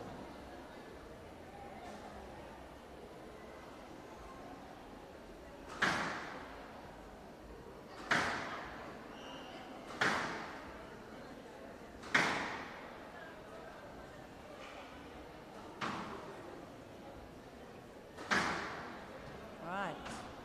Savata 3-10. right up match now ball. and ready to serve. 3-10.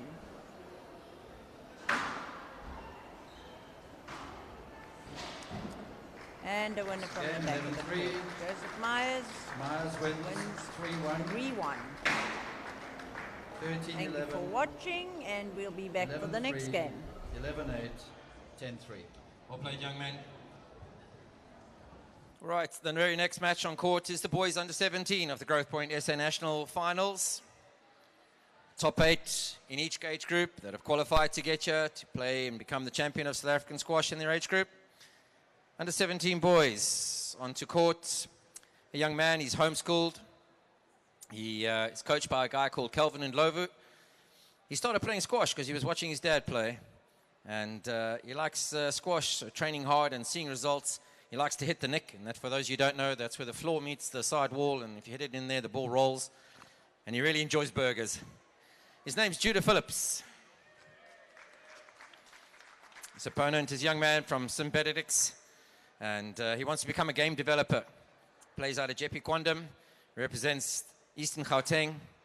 Pizza's his favorite thing, and his name is Russell Jones.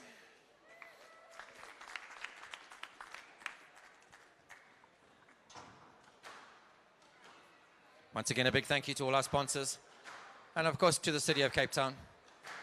Without them, we can't put on events like this.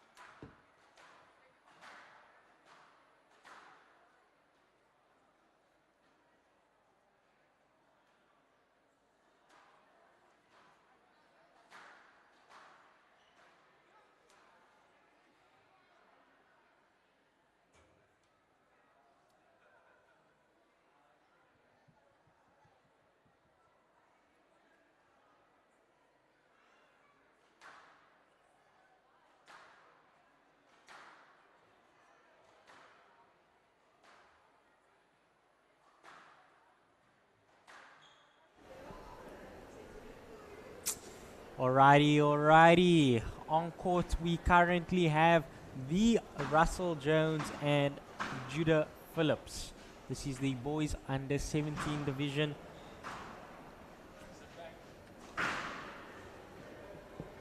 Just looking at. I can't say that name. Look, Russell Jones. Unfortunately, we just know one of your coaches is Nick. But we definitely know that Judah, his coach, is both Calvin Ndlovu and Jason Phillips. That is incredible to have. What a combination.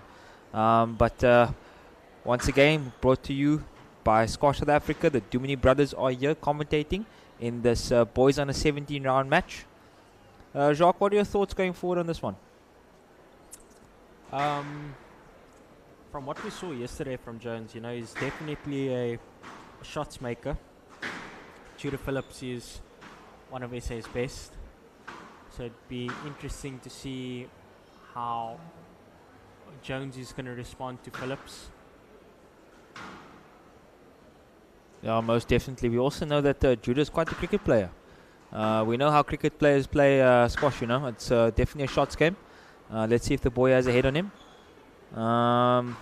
But yeah, it'd be an interesting matchup. We know how talented and gifted Judah is. He's gotten tall over the years. Very, very talented individual with both cricket bat and squash racket.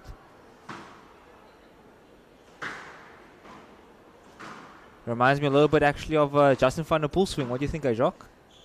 Definitely. Shout out to Hack. Oh, most definitely.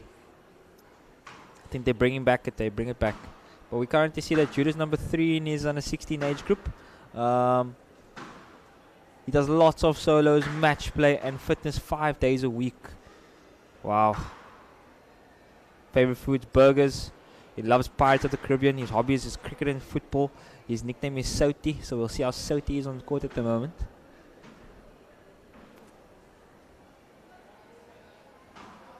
Oh, Judah loves to train hard. He loves to see results and he loves hitting nicks. So I'm expecting lots of them, especially on this court. 17-inch tin. It's been reduced from 19 inches. So, a lot of shots play is encouraged this time around. Jacques, what are your thoughts on the cross-court nick on this kind of court? Does it actually come out roly-poly? Or is it a little bit bouncy? Yeah. This ball is definitely as flat as a pancake if you are somebody who is able to hit a bit of a nick. So not you, Jacques.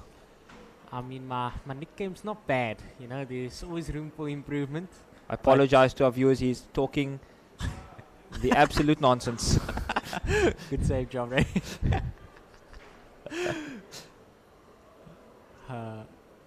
okay. Alright, here we go.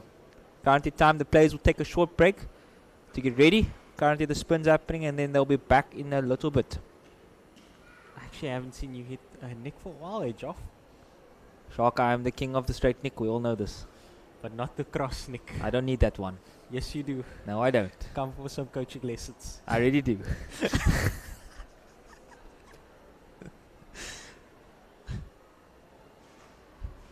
Right, Judah Phillips, Russell Jones on in a little bit. Quite a big match. I believe Judah has unfortunately lost one already in his round matches, but he probably will produce some quality squash soon.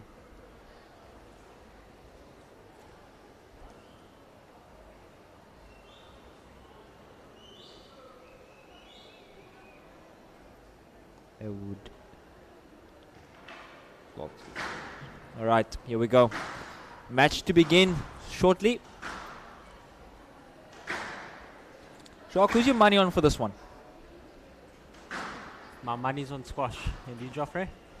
I don't know. I think Judah Phillips has played pretty well throughout the duration of this tournament. Boys under 17, round 2, Pool B. Russell Jones to serve. Judah Phillips to receive. Best of 5, level. Alright, here we go. And they're underway.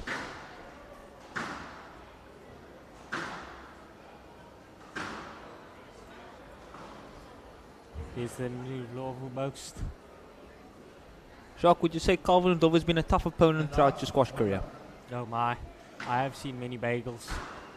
You've been bageled? I've been bageled by many. Oh, including myself. Is that so? Most definitely. I don't remember this. At the moment, I think Judah Phillips just finding his length a little bit earlier than young Russell Jones.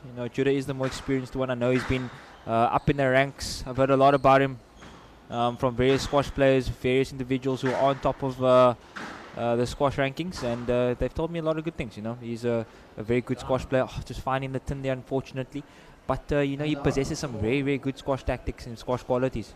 An aggressive young lad. When he gets frustrated, he does tend to make a lot of mistakes. But I mean, I bet we're going to see some shot play today from this individual.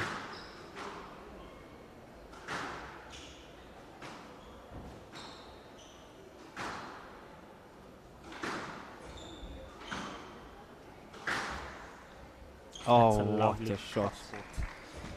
Judah Phillips, I can't say much about it. I mean, he just finds the cross-court nick, whether it be the front of the court, the back of the court, doesn't matter. He just loves a nick.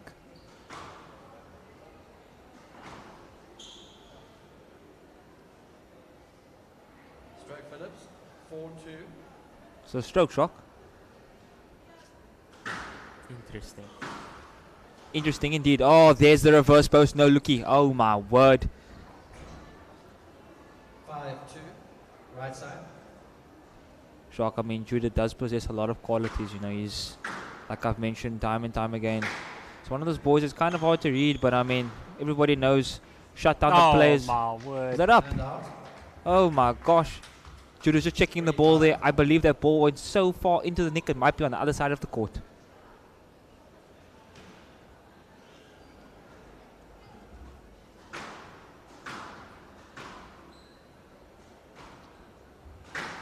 Just demonstrating Judah's shot play again, moving his opponent from front to back, left to right.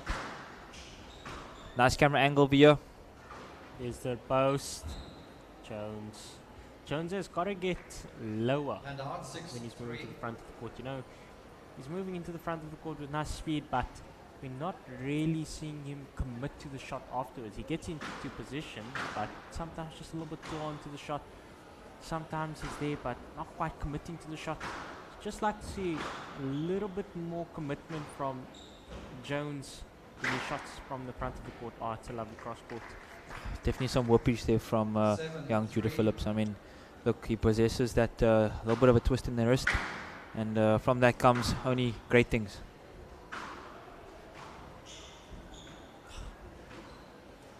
It's a beautiful lob by Judah Phillips. Can he capitalize? There's the boast. Oh my word, Judah. Please tell me where you got that brain from, because I need to educate my younger brother on that one.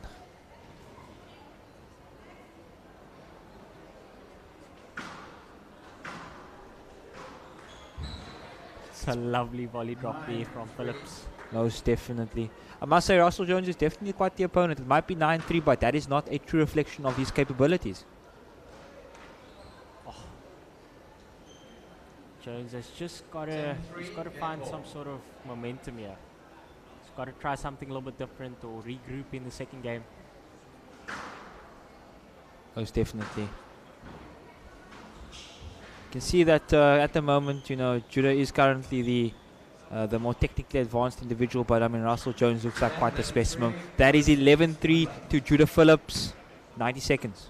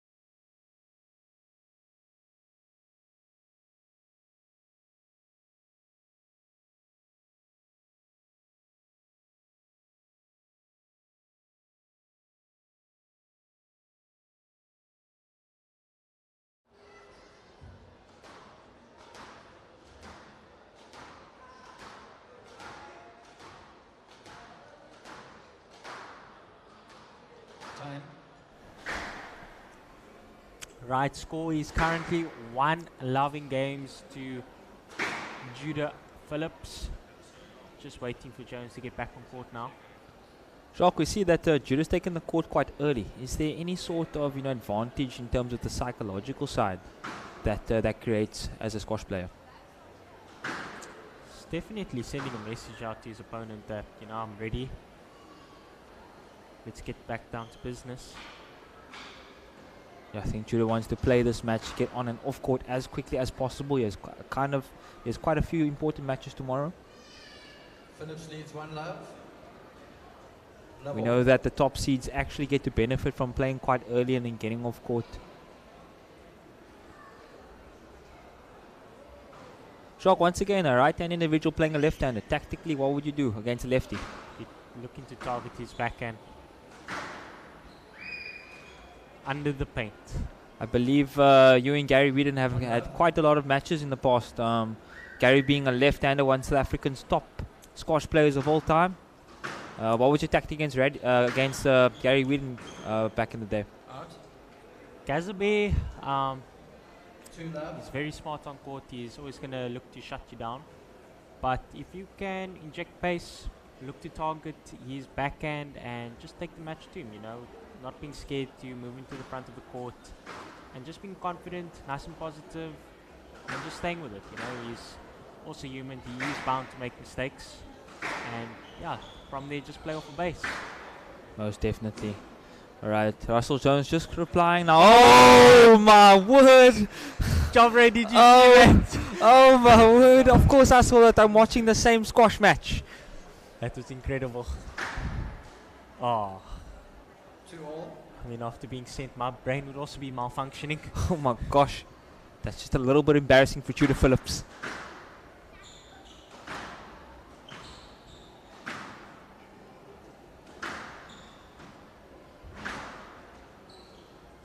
Just a couple of exchanges now, cross courts, over and over. Great quality from Judah Phillips, demonstrating why he is one of the best in the country.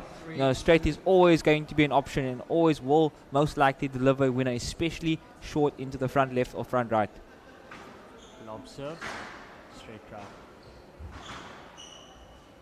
Oh, but ankles. Jones just hitting the ball back to his opponent now. Oh, beautiful shot there by Russell Jones, demonstrating the quality of space he possesses. Now, Jacques, I must say that spatial awareness of an opponent is extremely important. What would you say about that? 100%. The more work you can put into your opponent's legs by making them do the maximum amount of work on the court is absolutely vital. Oh, most definitely. I couldn't agree with you more. Oh, you agree with me? Oh, what a shot here by Judah. He's just moving his opponent a little bit more, twisting and turning, I wonder if that's a tactic he's using. Jacques, we know that cricket players tend to be quite tacticians on court. What do you have to say about that? They're smart about their business. In cricket, as a batsman, you start off your innings by just seeing how the wicket plays, what are the bowlers looking to do against you. And then once your eye's in, from there, it's game time. Looking to put runs on the board. In this case, in squash, you're looking to put points on the board. It's just quality again from Mr. Judah Phillips. Look, I must say, Judah is definitely a smart squash player. He knows exactly where his opponent is 9 out of 10 times. At one time, maybe just being sent the wrong way a bit, but it's okay. It's a lovely backhand drop. Most definitely. Look, I must say, Judah Phillips, I'm very impressed with his game. I think his technical side is very sound. Oh my gosh, a no-looker. Oh, didn't even pay off. I think there is a fine line between too much. What did you say, Jacques? Yeah, you've got to be able to back up every shot that you hit. Whether it's straight across court, whether it's hold and a flick. Yeah, most definitely, Jacques. At the moment, Judah might be 7-5 up. It's only a 2-point gap, but I think Russell Jones is dealing with this game pretty well thus far. It's a lovely backhand volley drop that. Oh, beautiful. Scrambling. Good shot. Doesn't ask for it. Strange. Jacques, do you think you would have got a stroke there if you had to ask? With this referee, absolutely not. Absolutely not.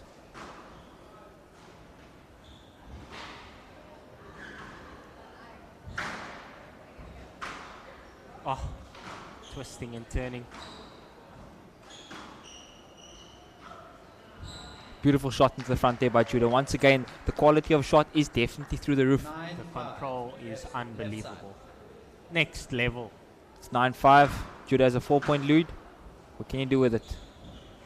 Oh, Thought Jones was just going to look to hold and flick there for a bit. oh, beautiful once again. 10-5, game ball to Judah. Can he convert?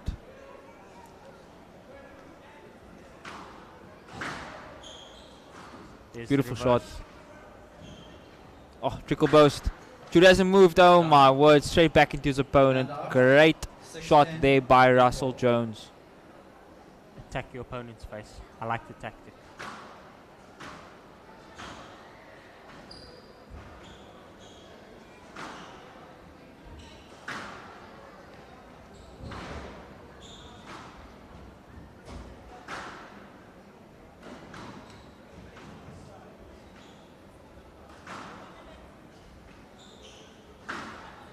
It's lovely. It's very good squash by these two individuals. Couple of exchanges here at the moment. Just looking to build now. Oh, beautiful shot. This is a very long and hard rally. Jones collapses. My.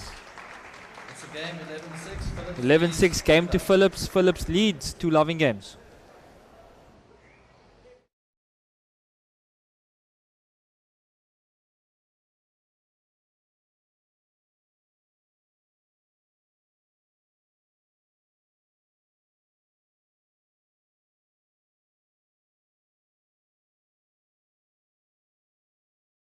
Single corner on the court, it gets exceptionally taxing. And those heart rates go up to 180 beats a minute or more. It's very difficult.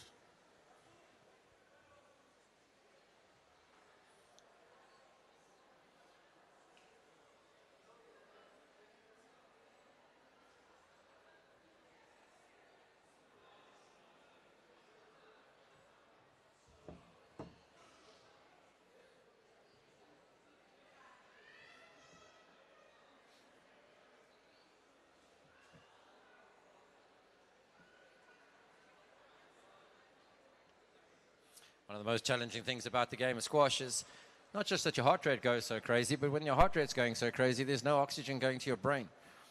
And you have to still make decisions and executions and awareness of where your opponent is. And it's an unbelievable skill. Squash court may only be 9.75 meters by 6.4.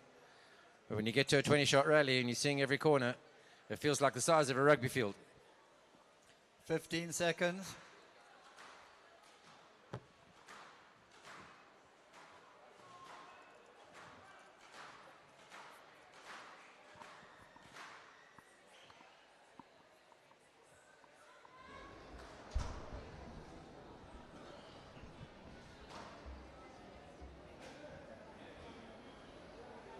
Phillips leads 2-love. Lovell. Alright, Phillips currently 2-love up here. I'd like to see a little bit of a change in tactics here from Jones. Become a little bit more competitive. I think the utilization of those straighter options would definitely be a key factor, Jacques. Oh. It's a lovely hold. Oh my word. That was shots galore in that round, Jacques. Both boys just unlocking their abilities. I think at the moment Judah Phillips is just showing the kind of confidence he actually possesses. I mean, he's doing a no-looky shot quite often. So, I mean, this boy is definitely whooping it out of the bag. Oh, that's just unlucky. Unfortunate over there by Judah, but currently handout 1-2.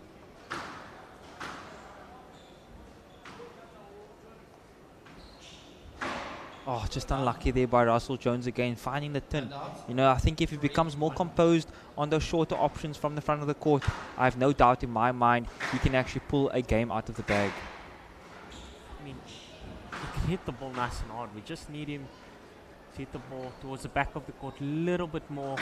And then, by all means, you know, he's got lovely hands. He is able to send his opponents the wrong way. And then that can just start to come out naturally by itself instead of him trying to force it. Most definitely, Jacques. I mean, at the moment, just a little bit under the pump. He's, you know, running corner to corner. Just making him work, just putting some work into the legs. Standard procedure by a young tactician like Mr. Judah Phillips.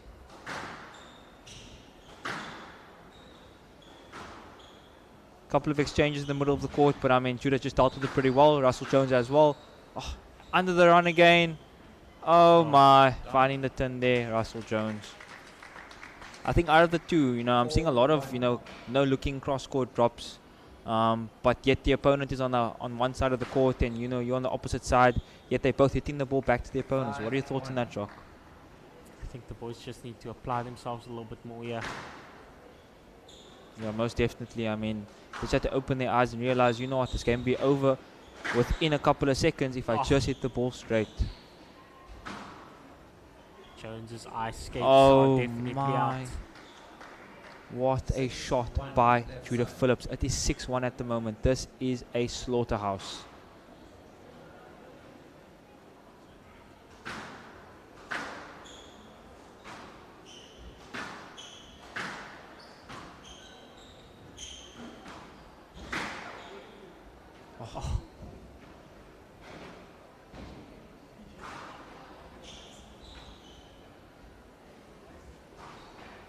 That is a lovely cross-court lob there from Judah Phillips.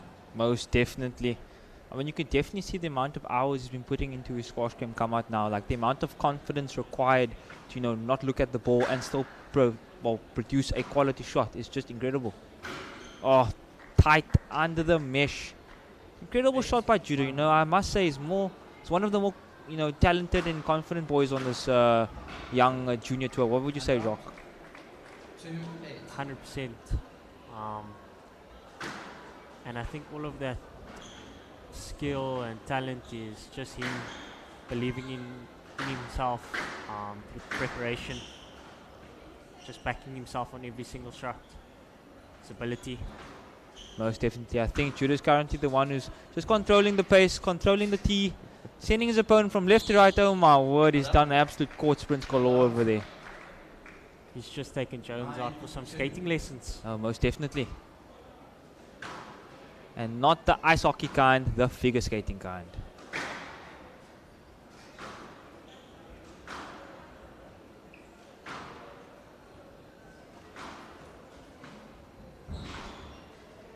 Oh, Judah just in complete control right now. Just controlling where the ball needs to go, controlling his opponent as well. It's almost as if Russell Jones is just providing a feeding session for Judah. You know, opening the court way too much, way too often. We see this court being shut down. If he doesn't do it, I'm just expecting another winner. Once again, it's 10-2. It's match ball to Phillips. Can he convert the first time around?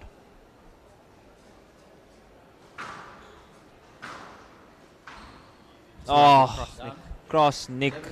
3 love to Judah Phillips. Slaughterhouse. On to the next one.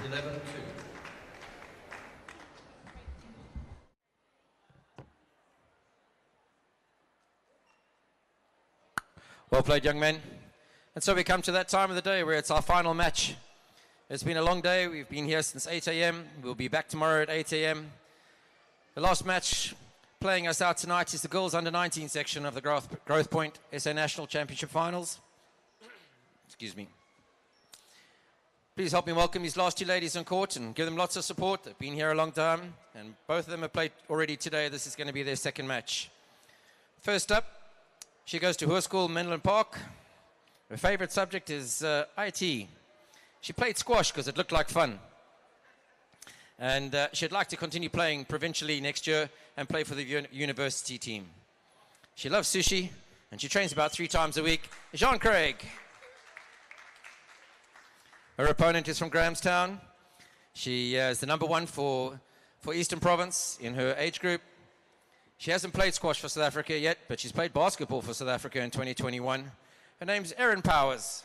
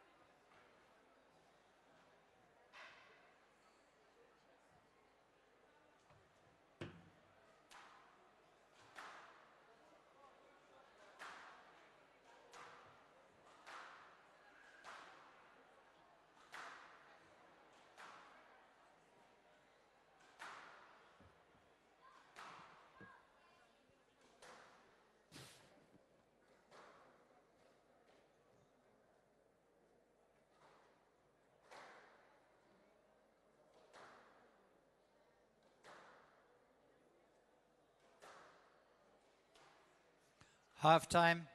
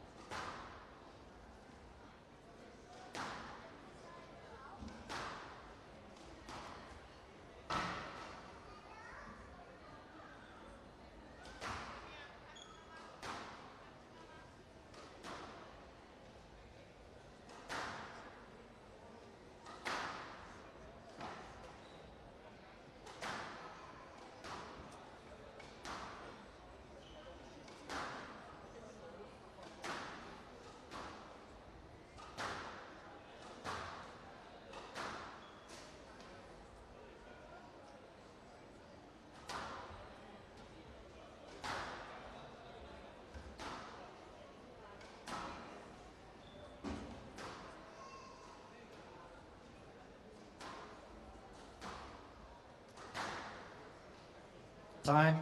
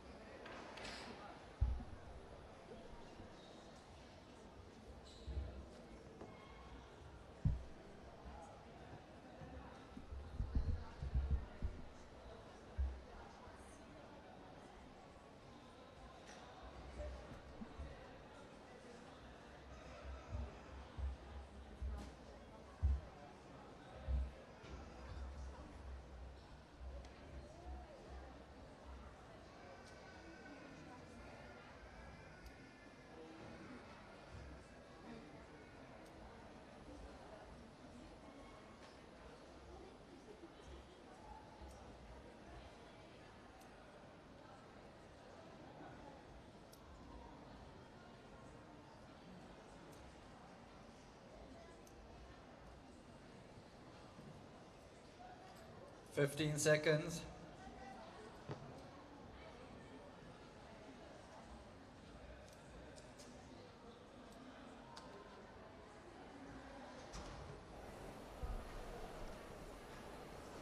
Welcome back. Growthpoint, SA Nationals, girls under 19, round 2. Pool B. Erin Powers to serve, Jean Craig to receive. Best of 5, love all. Right here on court, we currently have Jean Craig and Erin Powers. Oh, off to a fly of a start here by Powers. I mean, that one immediately went straight into the straight neck. It's a good shot. It's a good boast. And out, 1-all. Jacques, I think we might actually be faced with quite a tight match this time around. This is the under 19 girls. You know, this is round 2. Girls looking a bit more consistent on court at the moment after having their first match in round 1.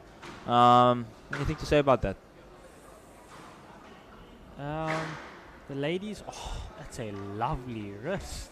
Sure, Erin Powers, where was this yesterday? Sure. But yeah, the girls definitely seem to be more evenly matched. I think they are also still adapting to the all glass court, and hopefully it's just up from here. Most definitely, you know, both these ladies are quite the strong individuals, you know, under 19 girls, not beginners by any means. I mean, Sally Powers has been playing squash since 9 years old. Jean Craig has been playing since 11, so they have quite a lot of experience. They're both under 19 girls. One of them is number 1 in the province in the age group. The other one doesn't know their ranking, but I mean, I'm definitely expecting some quality squash out of these two. Down, hand out, 2-4. It's currently 4-2, Jacques. Jean Craig just behind the scoreline. Expecting Sally Powers to most definitely produce somewhat of a show for us tonight. You know, she is a tactician. She sees squash as a chess game, which means that she knows exactly when to deploy those knights, rooks and queens.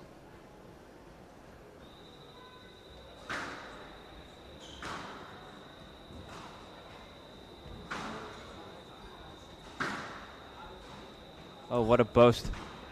Some good movement here by Jean Craig, you know, moving her opponent from left to right, you know, taking it to the front where necessary. But the power of Sally Powers coming out now. There's the straight drop, straight drive. Oh, the unforced error. Well done by Jean Craig, you know. With great power comes great responsibility, and I don't think Erin Sally Powers is very responsible over there.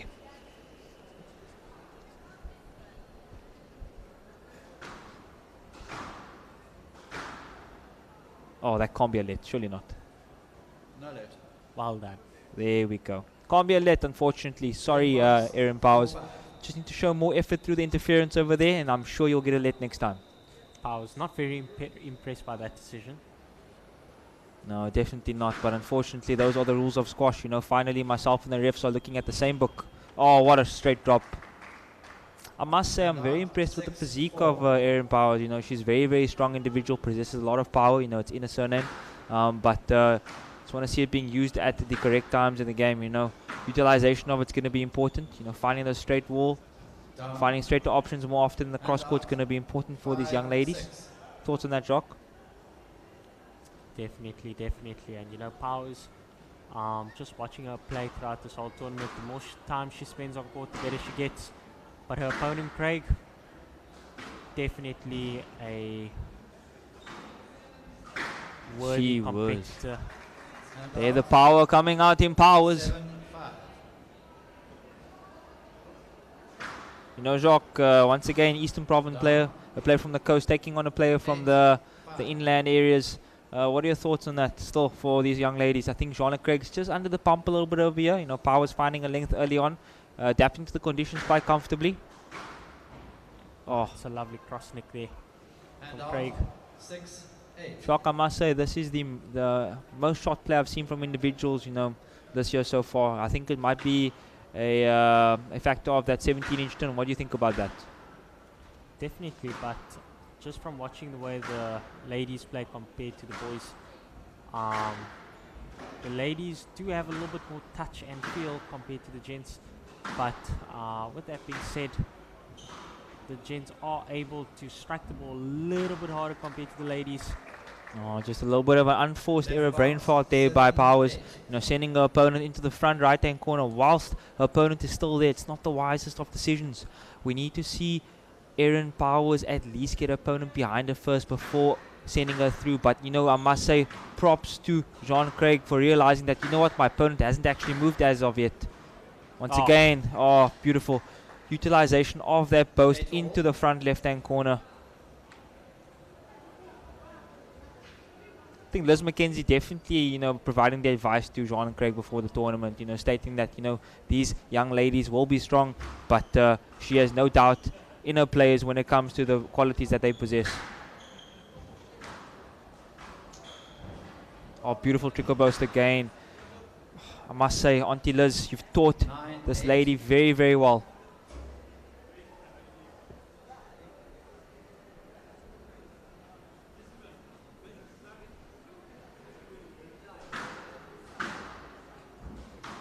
It's a lovely volley there from Powers. Oh, it has to be a stroke. So lit. 10-8, game ball. No, stroke. Oh, 10-8, game ball to Jean Craig. What a pullback from this position.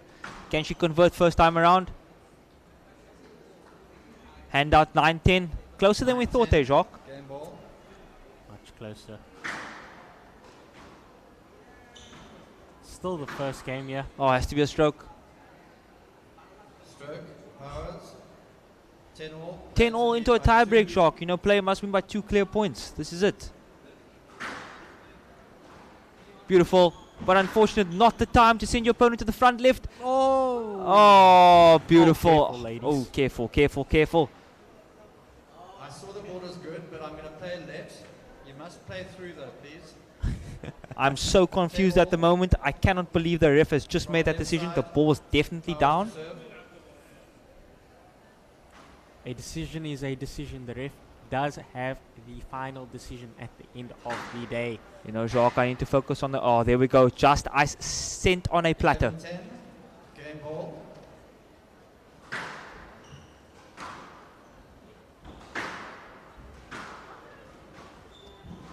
Beautiful. What a time. Oh, my word. Powers. What a time to produce a cross-court. Nick Powers leads 1 loving games.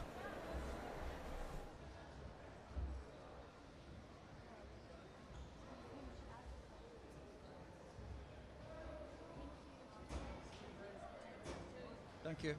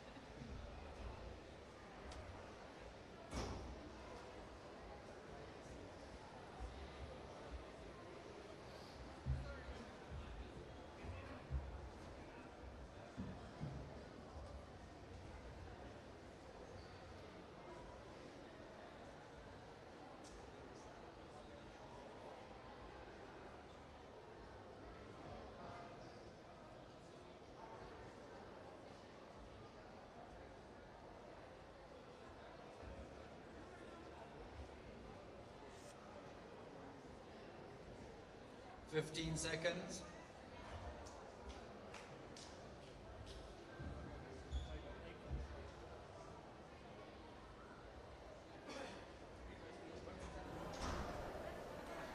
Score is currently 1 love in games to Erin Sally Powers. Jean Craig to receive. Powers leads. Yeah, I must say the tactician definitely came out there at the end there, Jacques. Definitely. The queen is in control here.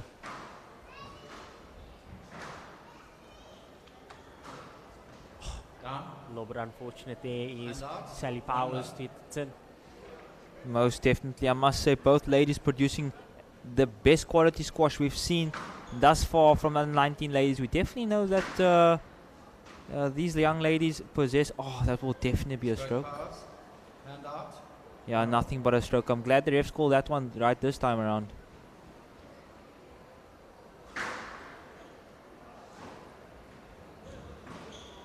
Down. Was it down? Oh And my down. word. Little unfortunate there is Powers. Most definitely just having too much power on that shot. She's got an interesting routine that she does before she receives the ball, like moving her knees forwards and backwards. Most definitely. We know how important that is for some athletes, you know, a little bit of a ritual as the points, you know, go on. I just think it helps them focus a little bit more later or latter ends of the game. What are your thoughts on that, Jock? Yeah, definitely couldn't agree with you anymore. Yeah, we know how important routine is in squash, you know, from your wake-up routine to your routine that you actually have with your trainers, you know, the more, you know, buttertight your routine is, the more quality you tend to produce due to the fact that there are no variables within your game. So if there is any uncertain variables, those are taken care of immediately by the team that you have.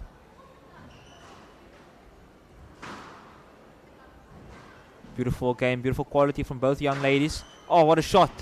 Oh, Shauna Craig. Spatial awareness from Craig is unbelievable today. I must say, Jacques, the ladies are actually putting on more of a shot show than the gents today, Jacques. Absolutely. I think the boys need to take 1 or 2 notes down here. Oh my, that was a big one. That was a big one. Bit of a big hole there, throwing up the right shoulder into the shot and actually producing a trickle burst. Jacques, that's something that you do quite often. Yes, I am a little bit lopsided on my shots. Stroke. Stroke, Craig. Well done, Graham. 6-2.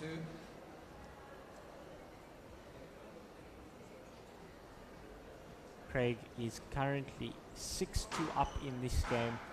That's a lovely serve. Another ace. I think Shauna Craig's coach has definitely told her time to compose, you know. Let's relax. Let's think about what is the smart decision on court. Are we going to throw in a lot of trickle bursts? You know, are we going to open up the court?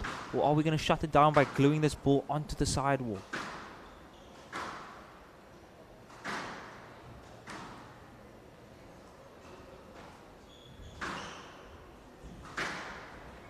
Beautiful shot there by Erin Powers. Once again, possessing the large amount of power to beat the racket of Shauna Craig into the backhand nick.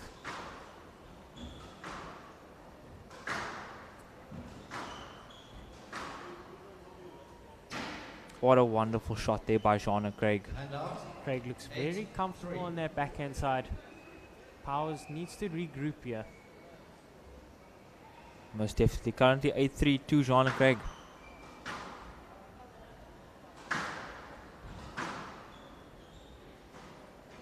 Oh. Lovely boast. 9-3. Powers needs to whip out her superpowers. Most definitely. I think she just lost her way a little bit over here in this match or this game. I mean, you know, after pulling out the 12-10 and now having no clue as what to do, that's just a good demonstration of tactics. But now it's 10-3. No, Powers is 10-3 down. I don't think she's going to pull this one back this time around. So we will go into 1-all in games, but anything is possible at 10-3 down. We've seen it time and time again. Oh, there's the first one. Lovely backhand volley drop technique there from Powers. 6 more to go. Can she pull it back?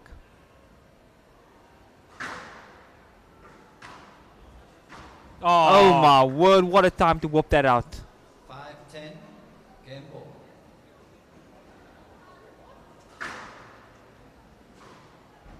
Maybe another one.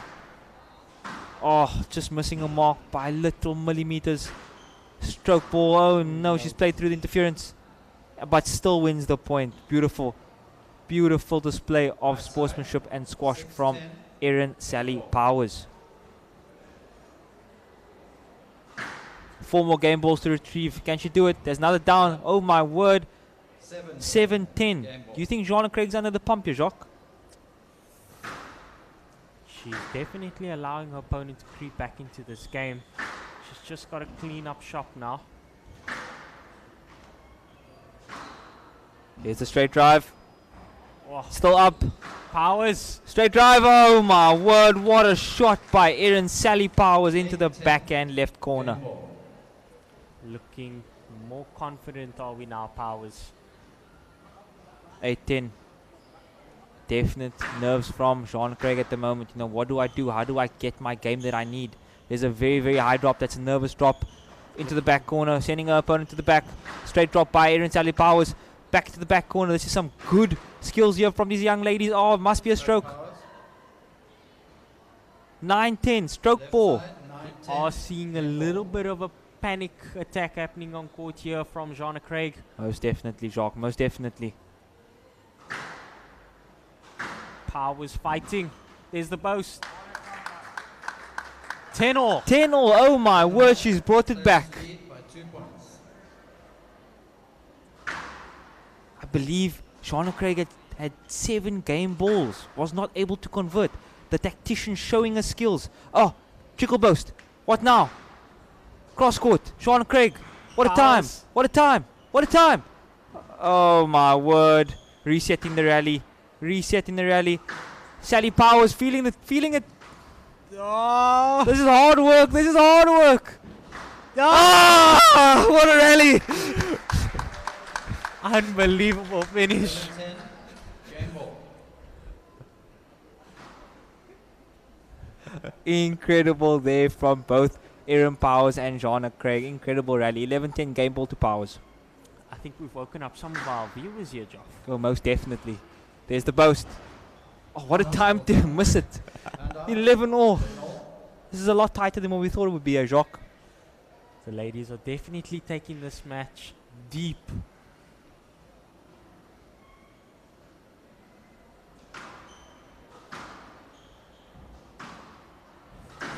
Oh my gosh.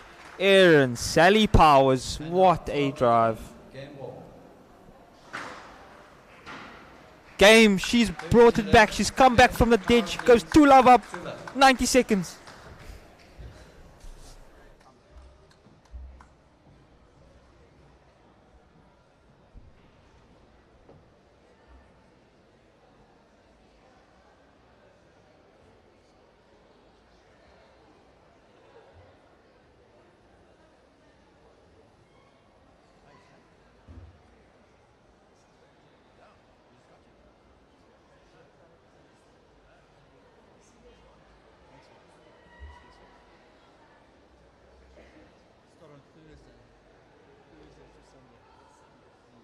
The seniors regionals in the province. It's the regionals to come to the nationals. So this weekend the regionals are happening. And the winners of that come to the nationals on Thursday. 8 in the morning to 9 at night. So it's very tempting. So last game will finish start at 8 in the morning.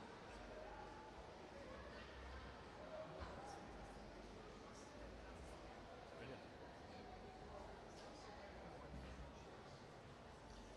15 seconds.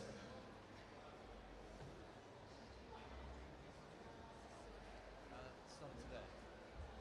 Today and tomorrow.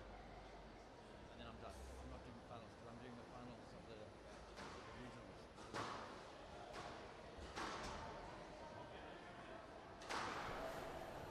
Score is currently 2-love in Powers games leads to 2-love. Sally Powers. Level. Look, she's definitely proven that the commentator's curse does not exist. She brought it back from the dead. She's 2-love up in games. Can she close this off? The ladies are definitely neck on neck. Just 2 points difference in every single game now. Stroke. 1 love. Stroke 1-love, Jacques. Do you think Erin Powers definitely has a plan when going forward from here? I think she's just going to stick to that plan that she had towards the back end of that game. Oh, lovely volley. Beautiful. Absolutely extraordinary. Currently 2-love up. You know, she did show a bit fatigue there toward the end of the second game. Think it's playing a factor in this one? 100%. Powers' wrist is unbelievable. And out. Oh, there we go. The shoulder niggles just kicking in a little bit over there. Maybe just stretching it. Hopefully it's not too much. Oh, just a shoulder strainer. Hopefully it's not going to play a factor too much in this game. Oh, Lovely what a boast. boast. Oh, beautiful.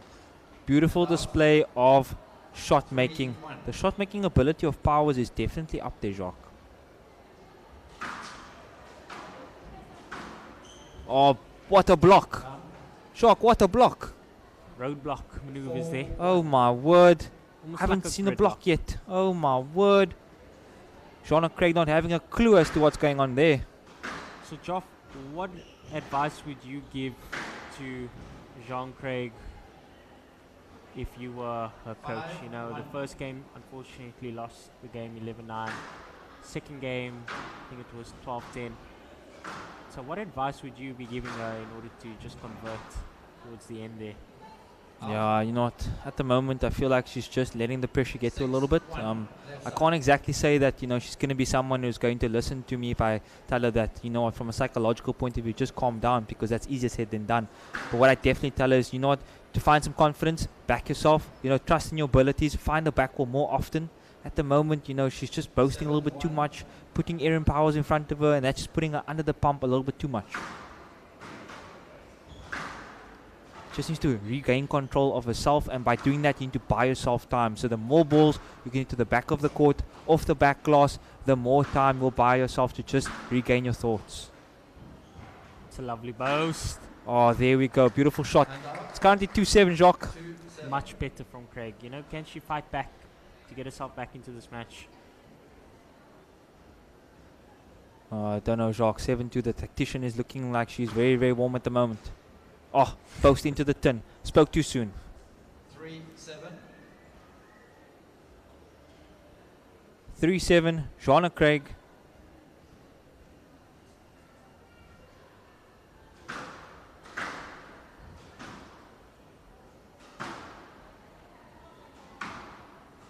Oh, beautiful shot. Oh my gosh. Hand out 8-3. I've been very impressed by Powers' finishing capabilities on the squash court. We don't really see many lady squash players being able to just hit nicks. And today, it's just acting as a magnet really into those corners. No, you know it is a Jacques. When it's your day, it's your day. You know, if you're feeling confident, most definitely go for it. Lovely rally along the back end all year from the ladies. Oh my word, like I've said, if it's your day, it's your day. Left side, 9-3. 9-3, Jacques, thoughts? Is she able to convert?